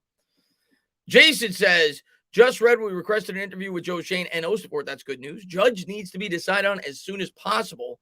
Let's get Neil and Hutchins. Sign me up, man, for that, man. You get Neil and Hutchins, sign me up. And I, like I said earlier to the last guy, the sooner they make that decision, the better as far as Judge goes. Timothy says, I take the Titans for GM. Bills are crammed down my throat because my wife is a fan.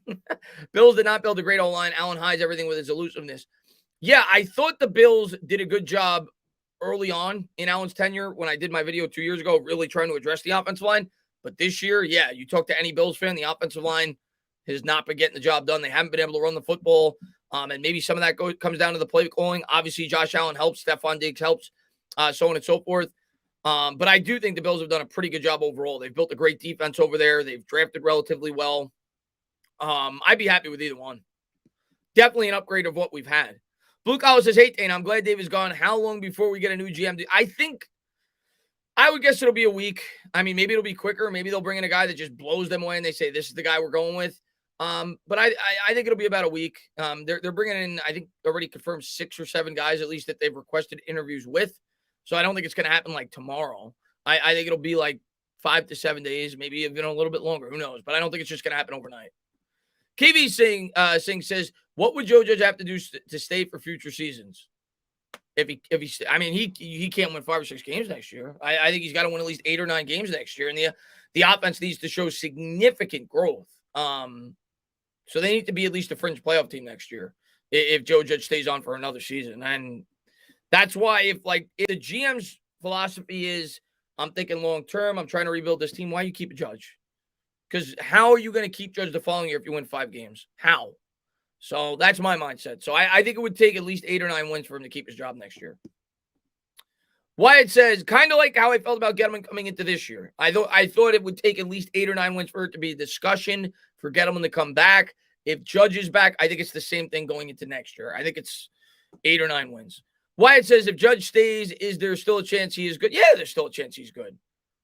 It's possible. I don't think it's impossible. He could be good.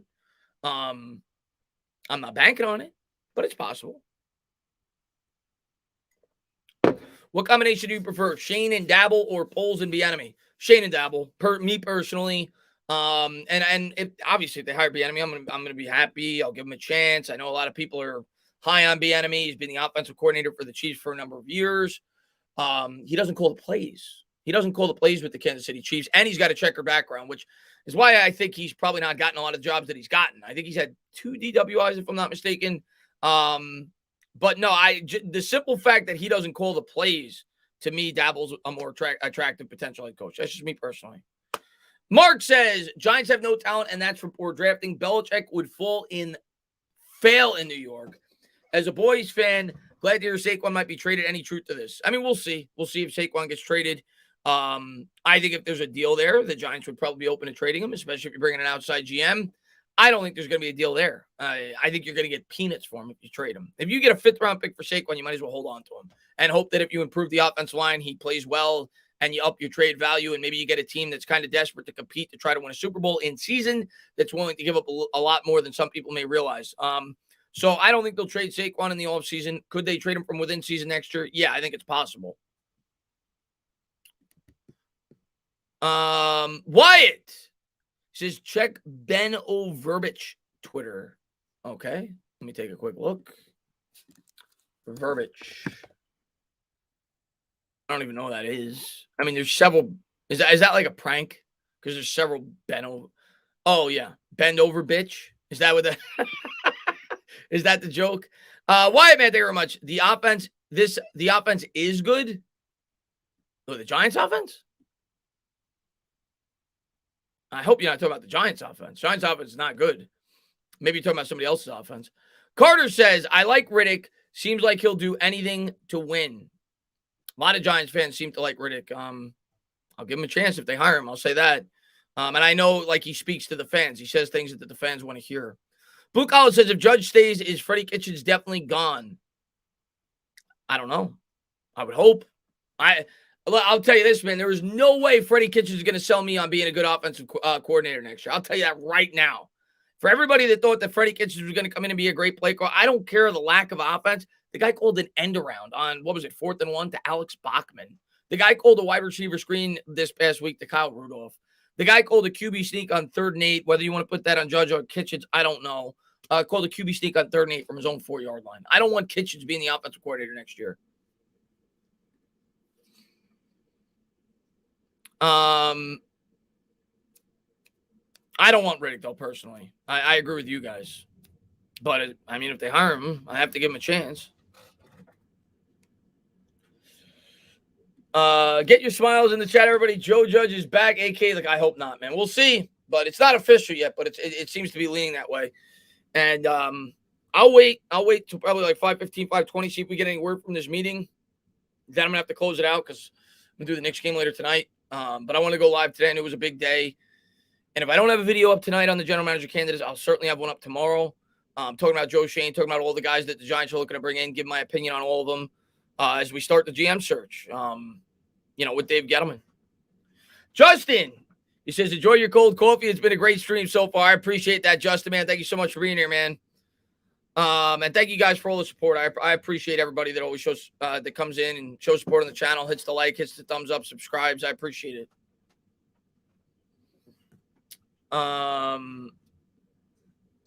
Word around is Abrams is getting heavy favoritism. I have not heard that. I don't know where you've heard that. I know people are throwing that out on Twitter. All I've heard about Abrams is that is Joe Judge's preference. To which I say I don't give two SHITs to what Joe Judge's preference is as to who should be the general manager. He should have zero say. And, of course, Kevin Abrams would be his preference because that would give Joe Judge a longer leash. That would essentially make Joe Judge the general manager. That does not mean Kevin Abrams get the job. I'd be shocked if he got the job. You're going to the game Wednesday? Oh, that's awesome, man.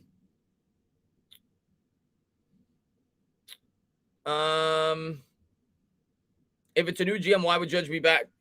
Ask Mara that question. I wouldn't bring him back, but King Nick Evans says we have to fire Judge because if we don't, fans are going to complain. Let me just get rid of this. And thank you for being a member for 11 months. He says, we have to fire Judge because if we don't, fans are going to complain that the team isn't good and we would have to fire him anyway. Do it now, Mara. Yeah, I don't think they're going to based off what the fans want, but we'll see. Mara's caved to the fans before, in my opinion, which is why I thought it was a possibility they could fire Judge, even though I know in my heart Mara probably doesn't want to. We'll see. We could talk a big game and we could say that fans shouldn't go to the games. Let's be honest. They probably will. And I think Mara's going to do what he thinks is the right thing to do. And if you ask me right now, based off what I'm hearing right now, maybe that'll change. I'm expecting Judge to be back. Sports Critic says, is that drink spiked with anything? It should be. No, it's not. But it should be is right. Christian says, what direction do you want to see this team heading? I want an outside general manager. Start with that. I want an outside general manager, no attachment to this organization. Let's start with that. And then it's about the offensive line for me. That's direction for me. I want long-term thinking. Start building up what matters the most, in my opinion, and that's the offensive line. Of course, we need a franchise quarterback, but in this draft specifically, I want you to start building the offensive line, start building the trenches, start having some forward thinking, and don't try to fix this within 1 year. That's it. Start the rebuild all over again. That's my mindset. You're not getting rid of the owner, Tommy. You're just not. You're not getting rid of the owner. We could talk about the owner all the time. You're not getting rid of the owner. Coach, I'd love to. GM's already gone. Chris Gettleman retires. Hell, Reese was fired midseason. He won 2 Super. I agree with you, Flip. I would have fired Gettleman midseason if it was up to us. I think most fans would have said fired him. I think, and I'd have to go back and look into it. I don't remember when Reese was fired. Was Reese, and I'm not saying it was right or wrong, but was Reese fired after the whole Eli Manning debacle with Geno Smith? Because that would probably be the reason he was fired in season. Because Mara saw the fan outrage, and that's why he did it. But I would have fired Gettleman. You're not getting an argument from me. I would have fired Gettleman midseason, or with at least 3 weeks to go in the season, so you can get a head start on the GM search. But that to me is probably why he was fired, was the Manning benching and the fan outrage from it. Papo says Karlaftis. I have to do more research on him. Everything I've heard about him is he's a 4-3 defensive end. I have to do more research on him. Carter says, Joker. Yeah, I'm doing the Knicks game tonight, Carter. I think the game starts at 7:30. She'll be live at like 7:20. So I'm going to get a break in between this. And I know the national championship's on tonight as well. So I'll probably flip at halftime to that and watch that after the fact. But yeah, I'll be doing the Knicks game tonight. Jason says, I think we need to keep Lorenzo Carter. He may be fully healthy from that leg injury. I think this is Carter we've been waiting for. He looks good. Yeah, I talked about that in my last video that I made. I think it was my last video that I made. That would be the guy that if, again, there's a price. So you're not going to see me complain if Lorenzo Carter goes out there and gets a 4-year deal. See ya. Good luck. But if you could bring him back here on a cost-effective deal, yeah, I think we should bring him back. Now, if the market's higher than you think, no, you can't give that guy a 4-year deal. You can't even give that guy a 3-year deal with all the injuries that guy's had, in my opinion. If you get him back on a 2-year deal, fairly cost-effective contract, yeah, I think it would be in the Giants' best interest. Getting rid of B.J. Hill was a terrible move. And what resulted in the B.J. Hill trade is the New York Giants' neglect of drafting an offensive lineman. Had we drafted, because at that point they were desperate, and they said to themselves, I didn't blame him for the trade at that point. Because at that point, all the injuries they had, you got to give them something to get something. They're like, all right, we're deep on the line. We're not going to keep B.J. Hill after this year. Let's trade him. Let's bring in a lineman. But had they drafted a lineman, they would have never had to trade B.J. Hill. So, J-Man, thank you very much. Faruqi for GM and head coach. Giants fans deserve personal injury attorneys. You're damn right they do. And Blue Collar says, New York Giants getting beat up so many analysts, Bradshaw and others.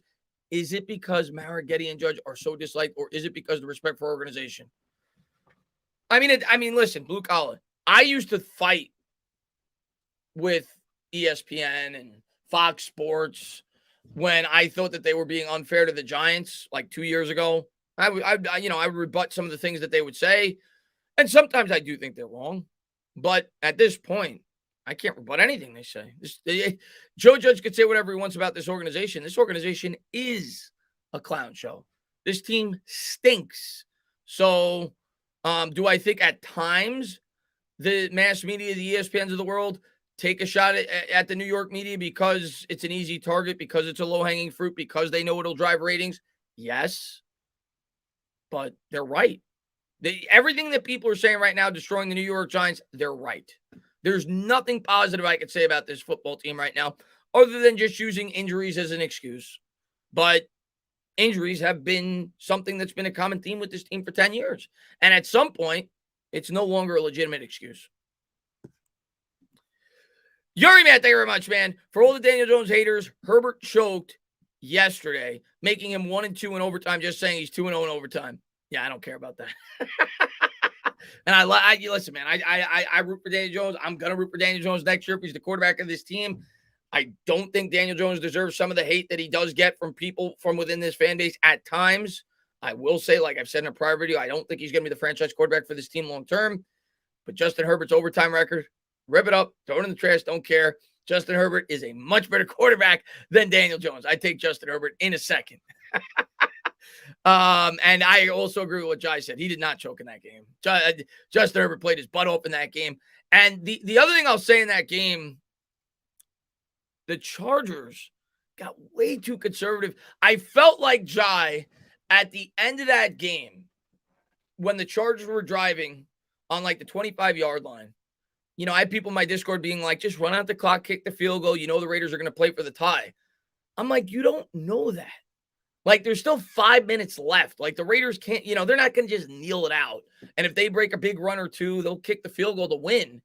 I thought the Chargers played, they were too reluctant at the end of that drive. Like, you had to play for the touchdown there. You couldn't rely on the fact that the Raiders were just going to milk that clock and play for the tie to go to the playoffs. I thought that was a mistake on the Chargers' part. I know they threw the ball, but I don't know. I felt like they needed to be a little bit more aggressive there to try to win that football game. I felt like I don't know. I didn't like the way that played out at the end of that game. From a Charger standpoint. Jason says, I may be in the minority as well, but I would keep Bredesen and Price. I think they are okay. I don't think they're okay starters. I think they're fine as depth. With Neal at right tackle and Kenyon Green at guard, I like.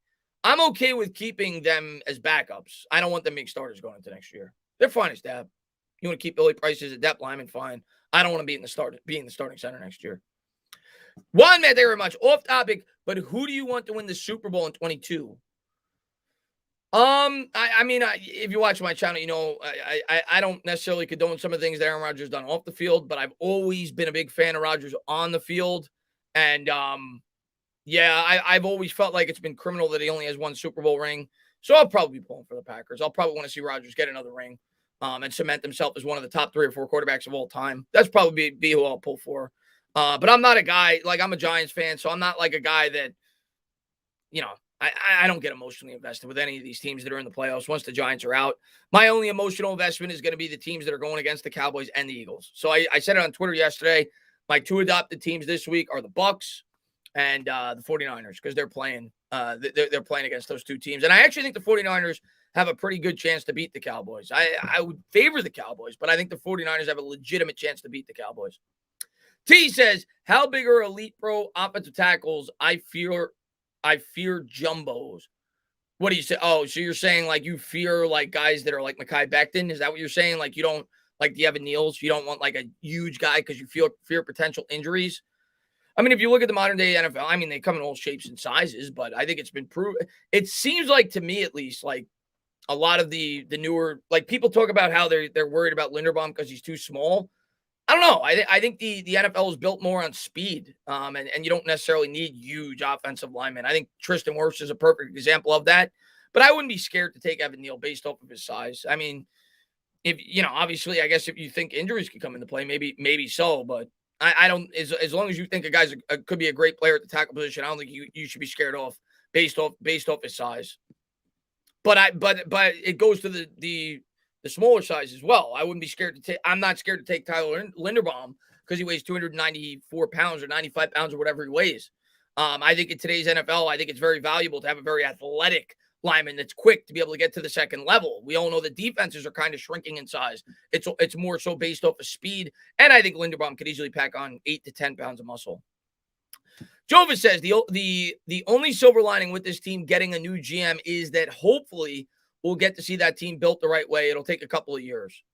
Well, yeah, I mean, that's a huge silver lining. You just got to hope that the GM they bring in has the freedom to make the correct decisions for this football team and get the job done. But that's a huge silver lining out of this season I mean, to me, though, it's not like I'm even celebrating because, like, I knew that. Like, to me, it was, like, obvious coming into this year. Like, if the team was bad, Gettleman was gone. This was his last chance.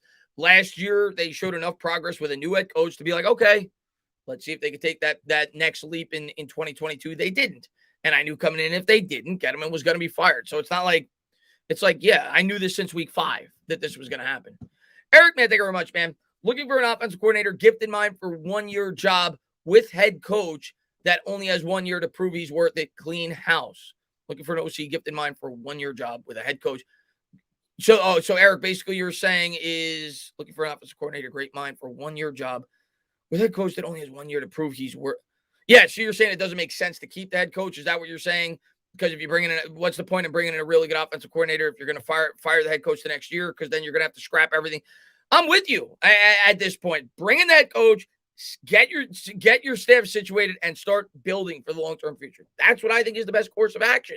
I'm with you. Now, what I will say is, in the modern day NFL, you can't build a coaching staff based off the assumption that you think you're going to be able to retain those guys long-term anyway, because when teams become successful, you lose your coaches from within your coaching staff. But I'm with you. If you're not completely sold, which apparently John Mara may be, that Joe Judge is going to be a long-term answer, and this isn't like a 1-year test to see if he can take that next step up next year, move on, blow it up. I'm with you.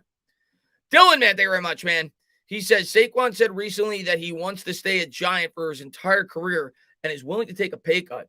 Would you extend? No, I would not. I would not extend Saquon. And that's coming from the biggest Saquon fan in the world. Like, I love Saquon. I would not extend Saquon. I think it's a mistake. And I don't think they will. How? How can you extend for all the fans that tell me they would extend Saquon? And I have not been a guy that's come on YouTube and has blamed Saquon for his shortcomings this year. I don't think it's Saquon's fault. I think the offensive line sucks, and I think he's a year removed from an ACL tear. I think he'll be better next year. I do. I think Saquon will look better next year. But how could you extend Saquon? How? How could you extend Saquon? Because he wants to be a Giant? Okay, Saquon, if you want to be a Giant that bad, then take less money to be a Giant. Then maybe we'll talk. But I'm not going to extend Saquon for what his market value may be after if he shows that he's a good player going into next year. The guy's had a really serious injury. He's proven since he's been in the NFL outside of his first year that he can't stay healthy. He plays a position that has a short shelf life, and I never drafted the guy. So if I'm a GM coming in, if I'm being fan, I'm taking my fan hat off and I'm taking my love for Saquon away, and I'm thinking about the team and not the player. How in the world could I justify extending Saquon? Can't do it. Can't do it. Now, could I potentially franchise tag him for a year? Yeah, could do that. Let's see how he performs next year. We'll take it a year at a time, but right now, that thought is not even coming into my head. Nick, man, thank you very much, man. What's colder than a cup of tea? What's colder than a cup of tea or your view on Judge? Yeah. What's colder, that cup of tea or your view? It's actually coffee, but this gets so cold because I'm always answering you guys' questions and I don't have time to drink it. But yeah, it might be the coffee at this point, but it's pretty close. V-Rock says new GM swoops in and takes Carr. What do you think? No, I don't. Why would the Raiders move on from Carr? Why would the Raiders move on from Carr? I mean, I don't know Carr's contract situation. Let me look at it right now, but Carr had a really good year and Carr led the Raiders to the playoffs. Let me see. He signed a $125 million deal. 5 years, $125 back in 2017. He's under contract next year for $19 million. No dead cap hit, but I don't see why the Raiders would move on from Carr. Maybe if they were going to draft a quarterback, but he's played well this year, so I don't think they're moving on from him. Yuri, man, thank you very much, man. We drafted a running back to play special teams, shaking my head. We need a bruiser. Oh, yeah, the Brightwell pick. The Brightwell pick was horrible. Made no sense this year in the 6th round. Should have taken an offensive lineman with that pick. Juan says, let's all remember the players have to play better too. Yeah. I mean, yeah, no, definitely some of the blame goes on the players. I think the players have been set up to fail, if we're being honest, and I think there's clear evidence for that.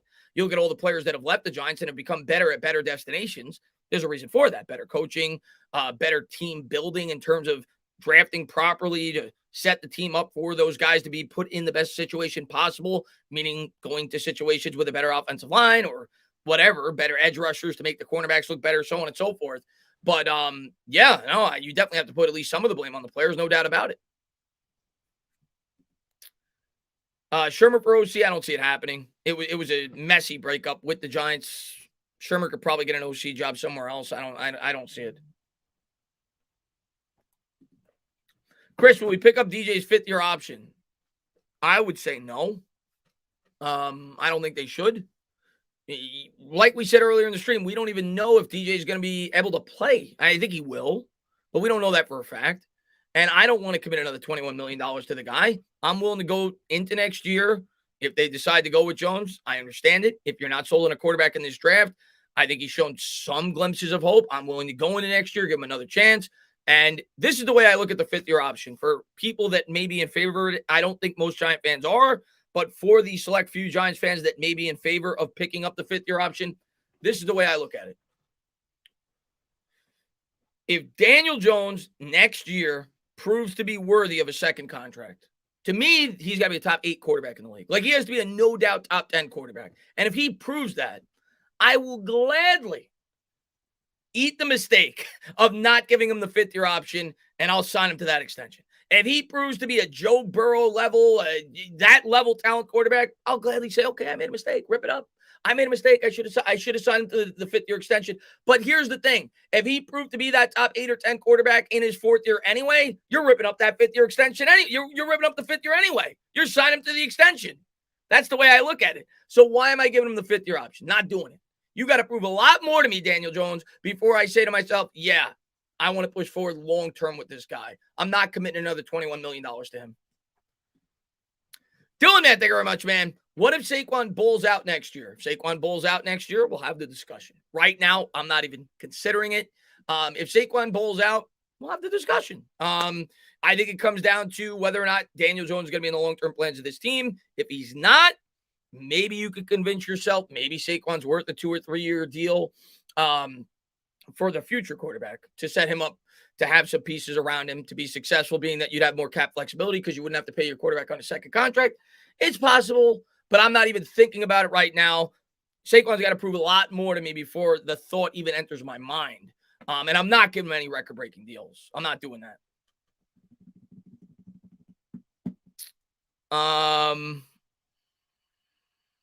What did Daddy Chill? I missed what Daddy Chill said.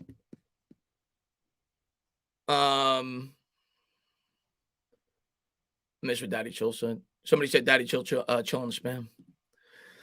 Would you rather win a Super Bowl next year and make the playoffs the next 4 years, or make the playoffs the next 5 years? Wait, would you rather win a Super Bowl next year and not make the playoffs? So you're asking me. So is this question?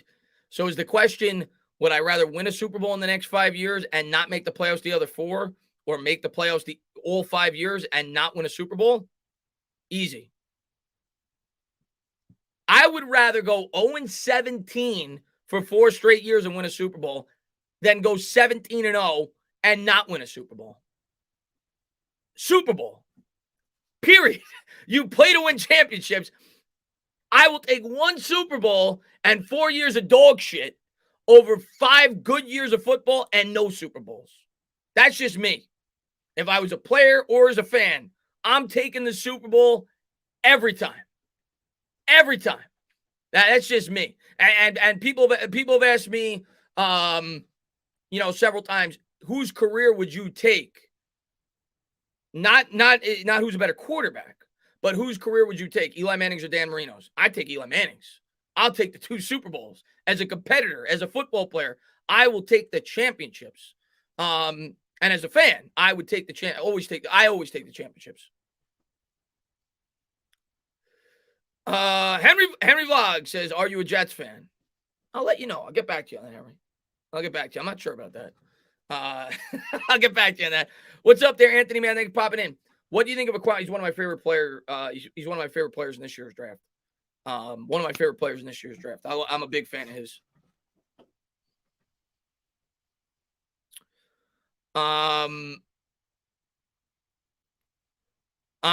Patrick Graham says, I'm influencing Tish to fire Judge. Sorry, Joe. Joe Judge should be the next mascot and wear a clown outfit. Oh, God.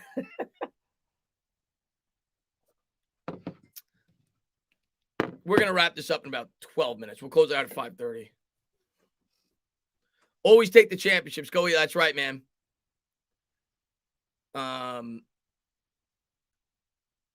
Some of these questions are tough.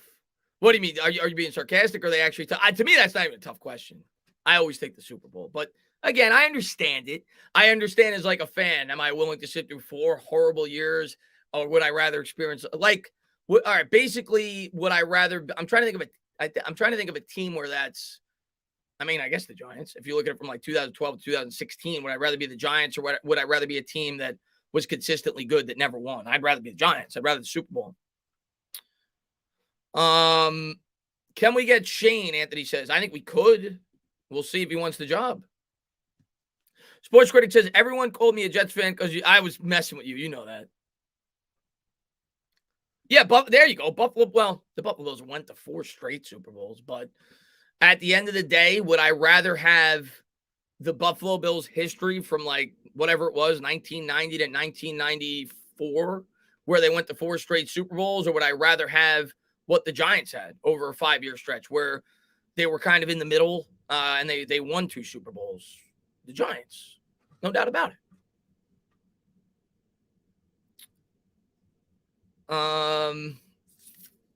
Do you think Shane Lemieux will be the same post-injury? I hope not, because he wasn't very good before the injury.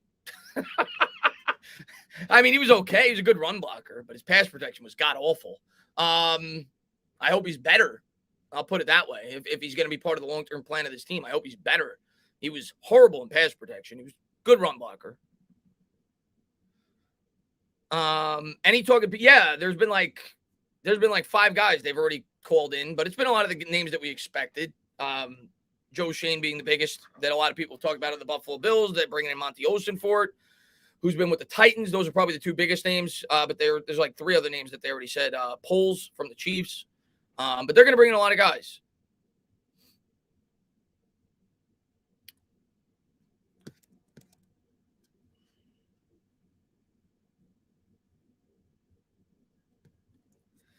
Any optimism for getting the GM search done right since they are requesting interviews for outside candidates that are considered popular candidates? Yeah, RK, I have some optimism. I'm not going to say, I'm not going to be all doom and gloom and be super negative. Yeah, let the GM process play out. Let me see who the Giants bring in, and let's see who's willing to take this job, because we all know it's maybe not the most electrifying job in the world if Joe Judge stays on as the head coach. But I'll have optimism when I find out who, I don't care who they interview. Let me see who they hire and who's willing to take this job. But I'm not closing it off as a failure. Let me see who they get. In terms of who the GM is going to be. What's up, Zany man? Thanks for popping in, buddy. Would you want Brian? Yes. I mean, I don't know if he'd be among the guys that I'd want. Yeah, I would definitely be interested in bringing him in for an interview. Yes. Brian Flores. Apparently, Steve Tisch is engaged in the meeting, whatever that means. Yeah, somebody said that Tisch is there as he should be. He's one of the owners of the team, and we'll see. Maybe some news will come out while I'm eating dinner. And if it does, I'll probably make a video. But maybe we'll get some news today. You're awesome, Chris. Great to watch. I appreciate that, Mark. Thank you to everybody, man, for all the support you guys always show. What's up, Chris? Let's hope for change. I'll be doing a lot of these midday streams during the offseason, by the way. Not every day, but especially as the draft draws near free agency. When there's anything big to talk about, we'll go live. We'll talk about it. I know you guys like the live streams because you get to talk to people in the chat. You guys are excited. I get to talk to you. It's fun. No, you're the man, amazing guy. I'd consider moving from Sweden if offered the maybe we'll get James Comey to be the the GM. What do you think of Joe Brady? I mean, the only thing that could concern me about Joe Brady is the Panthers fired him relatively quickly, and they didn't seem to be too excited about him, the fans in Carolina. But yeah, I mean, for the most part, he had a great reputation coming out of college. Rudy the Gamer says, F this, bring Tom Coughlin as GM. LOL, just kidding, bro. Yeah, I don't think that would happen, man.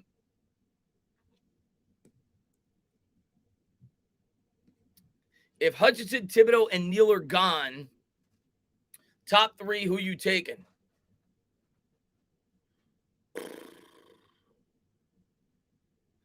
I mean, you're asking me this today. This is 3 months before the draft. This is before I do a lot of, I'm going to do a lot more research on these prospects. You're asking me this right now. So my opinion is going to change during the process, but you're asking me right now. If those 3 are gone, I'm definitely going lineman with my first pick. I'm not messing around. I'm taking the best lineman I could get. So it would probably be Aquanu, if you ask me right now. I'd go with the tackle first. Probably. Or however you pronounce it, the kid out of NC State. That's probably who I would take right now. Some may say Charles Cross, some may say a defensive player, but I think I would take the kid out of NC State with my first pick, the tackle, if you ask me. You're not asking me what I think the Giants would do. You're asking me what my preference would be. I think I would take the kid out of NC State.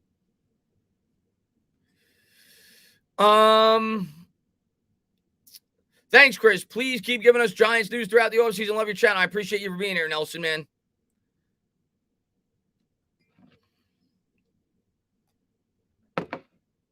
Just what I was thinking. Yeah, I'm a big fan of his. Brandon, man, thank you very much. He says, I know people think it means we are building around Joe Judge, but in general, Chris, I like Dave Ziegler. Read a lot of good things about him. Great mind. Yeah, I did a little research on him when I did my GM video a couple of weeks ago, and he's kind of the New England Patriots like right-hand man to Bill Belichick right now. He's moved up throughout the ranks. He's definitely, I don't care, I'm not going to, if they hire Ziegler, yes, in the back of my mind, am I going to be like, yeah, they brought in a guy to work with Joe Judge? Sure. And I understand that that's going to be the mindset from a lot of the fan base. That doesn't mean I'm not going to give the guy an opportunity. The guy is thought to be a good candidate. So would it be my first choice? Probably not. But Could be a guy that's very successful. You know, like I always say, the Jets brought in Joe Douglas to work with Adam Gase. They had a prior relationship. Jets fans love Joe Douglas. So I would definitely give him an opportunity. I wouldn't be like, yeah, this guy sucks after a year. No, I'd give him an opportunity. And Tim Dog says, what do you think about the idea of getting Iowa center? You're talking about Linderbaum, top offensive lineman, and a third lineman in the second. So you're saying the first 3 picks. You're saying the first 3 picks. I mean, you came to the right guy. Do I think it'll happen? No. But if the Giants did it, would I be upset? Absolutely not. You know, it would kind of be like what the Cowboys did, right? In this past draft, everybody's like, oh my God, the Cowboys, they're just looking at defense. They went defense. If the Giants identified that their worst part of their football team is the offensive line, which is clearly apparent to anybody that has a brain, in terms of a unit as a whole. I know some fans say the quarterback, but as a unit as a whole, it's clearly the offensive line is probably the weakest part of this team. Edge rusher, obviously, as well as a big need. I understand it. Inside linebacker, I get it. But if they went offensive line, I wouldn't be upset. Do I think they'll do it? No. I think there's other needs on the team that they'll address, but I wouldn't be upset. DPE came into the chat. He'll get kicked shortly. We need dogs on this team like Brandon. Oh, dude, I miss Brandon Jacobs, man. I miss Brandon. I love Brandon Jacobs. So no, it's not official yet. You get these trolls in here. Hopefully, one of my mods kicked them out by now. He comes in during my Knicks streams because there's less people in there, so we can make more of an impact. You get these trolls in here that don't have lives. So it's official that Judge will be back. It's not official. It's a rumor. Nothing official yet, but it's a rumor. Take it for what you will. Josina Anderson, like I said earlier, I think has legitimate ties from within the Giants organization. She's the person that reported that Golladay was going to be a Giant before anybody else. She's the person reporting that she's hearing he's going to be back. Doesn't mean he's definitely going to be back, but that's what she's hearing. That could change. Who do you think ultimately decided Glenn was a good backup? Judge and I think it was. I think everything with this team the last 2 years has been collaborative. I think Judge had just as much say as Gettleman. So I think it was collaborative. And I think what the Giants decided to do was basically to bring in another backup that they thought was comparable to Colt McCoy, which there was no reason to think Glennon wasn't coming into the year. And you know what's funny? When you look at Glennon splits, it really shows, it really makes you realize just how bad of a supporting cast the New York Giants currently have. And I'm not trying to make excuse for Daniel Jones. I'm acknowledging that the Giants team sucks. Glennon with the Jaguars the year before had a 80 quarter. I'll pull up the stats right now. This is year over year. This is 2020 to 2021. Okay. And Mike Glennon's not good. We all know that. This is Mike Glennon's stats year over year. And this is with the Jaguars, keep in mind. This is a horrible football team. This is Mike Glennon's stats.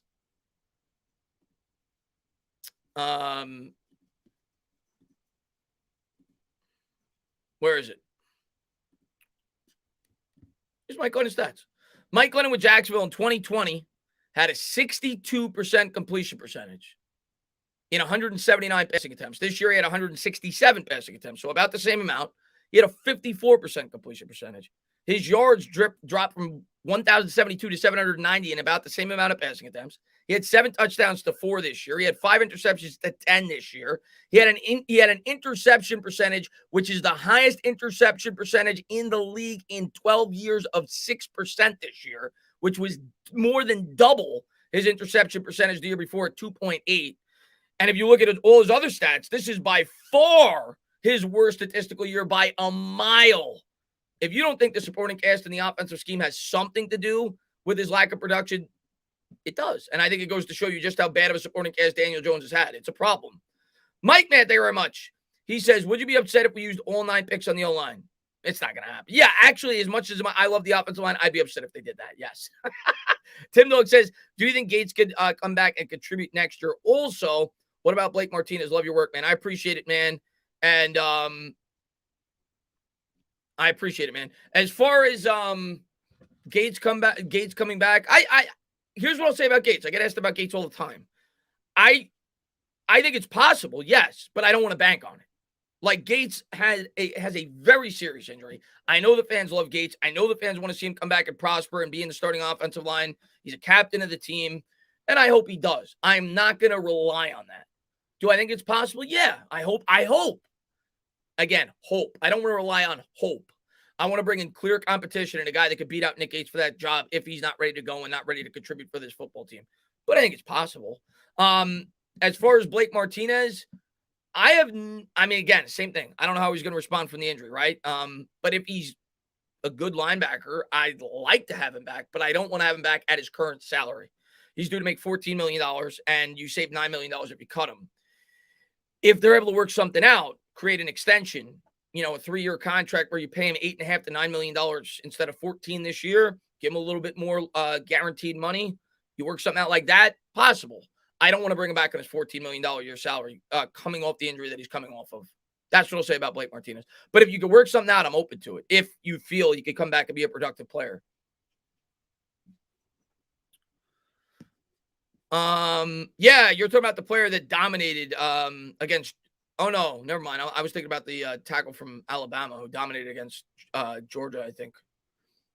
But no, I will take a look at him. SNY Twitter. Let me take a look. Hold on. And it's already 5:30. I always go a little bit later. But we're going to close this out in like 5 minutes. SNY Twitter. Let me take a look here. Ralph Acciano. Why am I? Hold on. SNY. What's their at? I don't know what you're talking about. What's their at? I don't know. I don't know who you. I tried to type in SNY. It didn't work. John says, here's why I don't want to draft an edge in the first round. Roche and Aziz, we need linebackers more than edge. If we cut Blake, I'm not sold on either one of those guys as being a premier edge rusher, though, John. I'll start by saying that. I think they could be good secondary options. I'm not sold on either one of them being a huge difference maker, and I think that's what fans want. But let me continue. We need linebacker more than edge. If we cut Blake, who do we have there? No one. If we're going offense and defense, I want Tyler. I will say this. I've come out and said that I think inside linebacker is at least close to equal in terms of a need for this team as the edge rusher is. And it's something that I don't want to discount. I'd be open if they want to go linebacker with one of those 2 first-round picks, especially if we traded down. I don't know if I'd want to take Lloyd or Dean if we were picking at 7. But if they trade down to like the 12, 13 range, I'd be a lot more open to it. I wouldn't be upset if they went that route. Mark says, will they keep Jalen Smith? I don't know if they will. I wouldn't be against it, though. Let's see. SNY, New York. Okay, let me type that in real quick. I wouldn't be against it, but I don't want to, again, much like I said about Gates, I don't want to rely on him as a starter going into next year. Oh, here it is. SNY TV. Here we go. Oh, my God.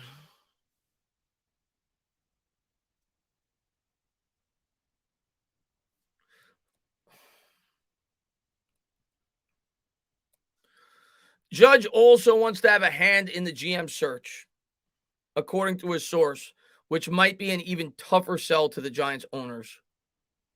Source and where the Giants stand with Joe Judge, who still has a job for now. Give me a break. Judge is lucky he's got a paycheck. Give me a break. Yeah. You won 4 games. You're going QB sneaks on 3rd and 8 from your own 4-yard line, and you want to tell us who the GM should be? Give me a break. He's lucky if he keeps his job. No. I don't want him having any say. If you're going to hire a GM, hire him out. Judge should have no input. Has no input. Hire a legitimate GM. I don't want Judge having say in terms of who the GM should be. Absolutely not. Hasn't earned that right. I'm sorry. Has not earned that right.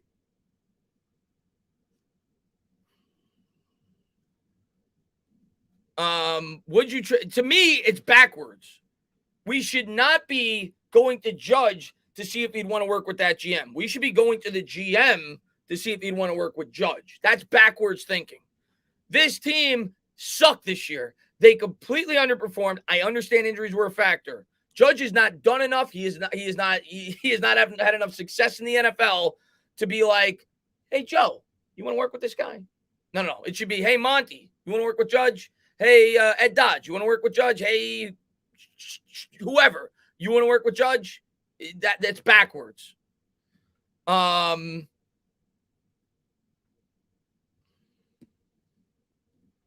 Independent man, thank you very much. Hurt players want Judge gone. If that's the case, he's lost the team and he has to go. Unfortunately, we have to trust Matt regarding the GM, not insider, please. Yeah,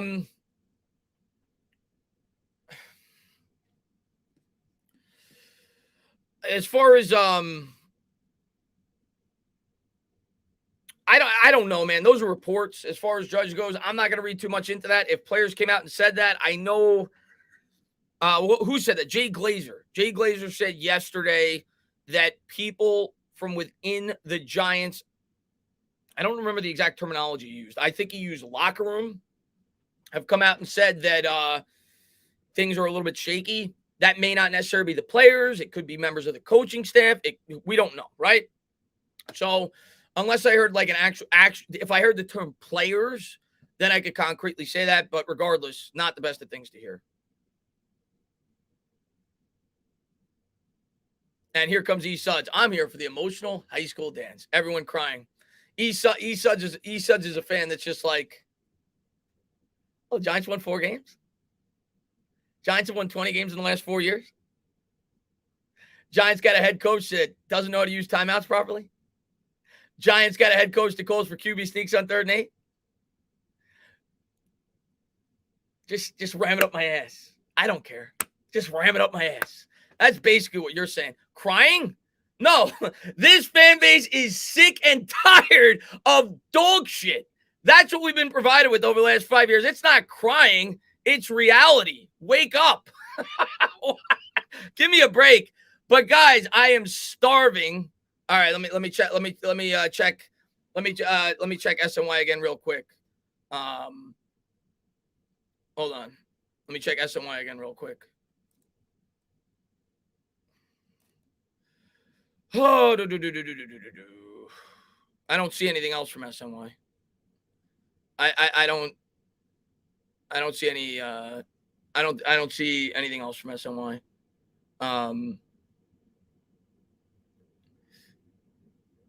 Joe Judge wants Abrams. Is that what SNY just said? SNY again. Refresh it. Okay, hold on.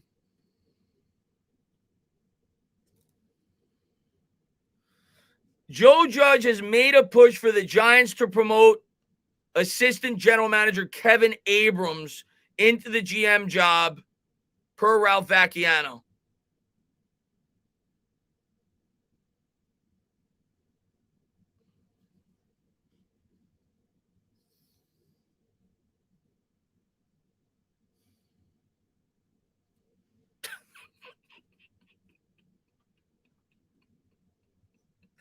Oh my God. All I can do is laugh at that.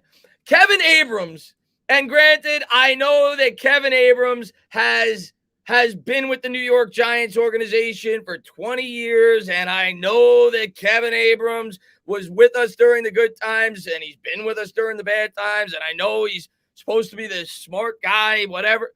Kevin Abrams should not be granted an interview. I know he will be because it's the politically correct thing to do.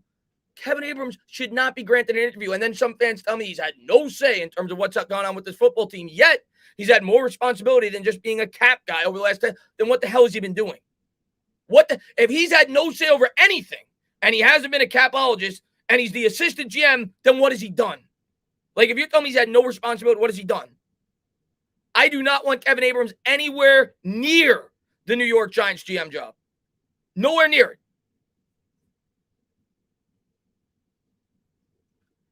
And DeGrom, man, would be time for your, yeah, exactly. They can't hire, they won't hire him. I still refuse to believe that they will hire him. They will not hire him. I refuse to believe that they will hire him. I refuse to believe it.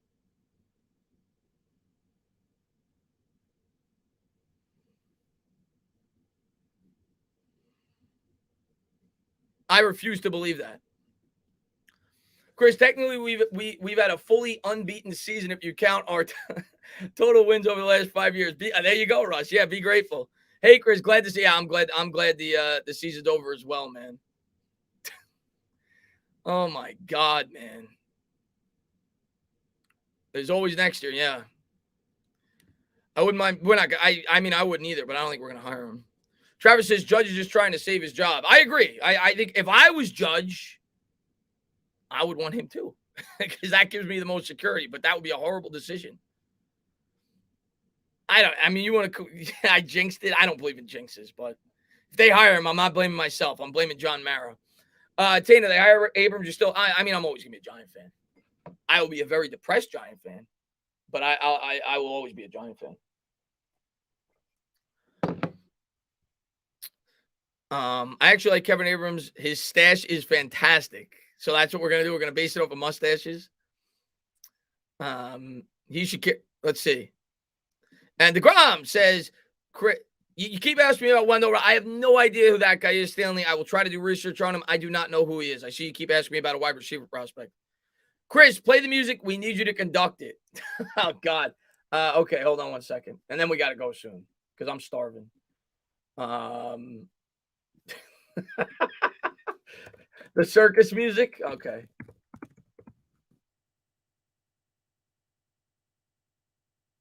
Should file a claim.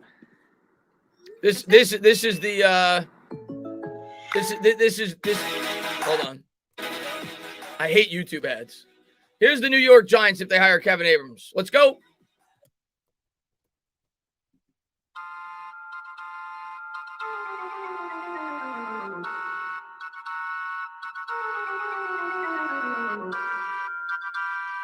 I got the extended version.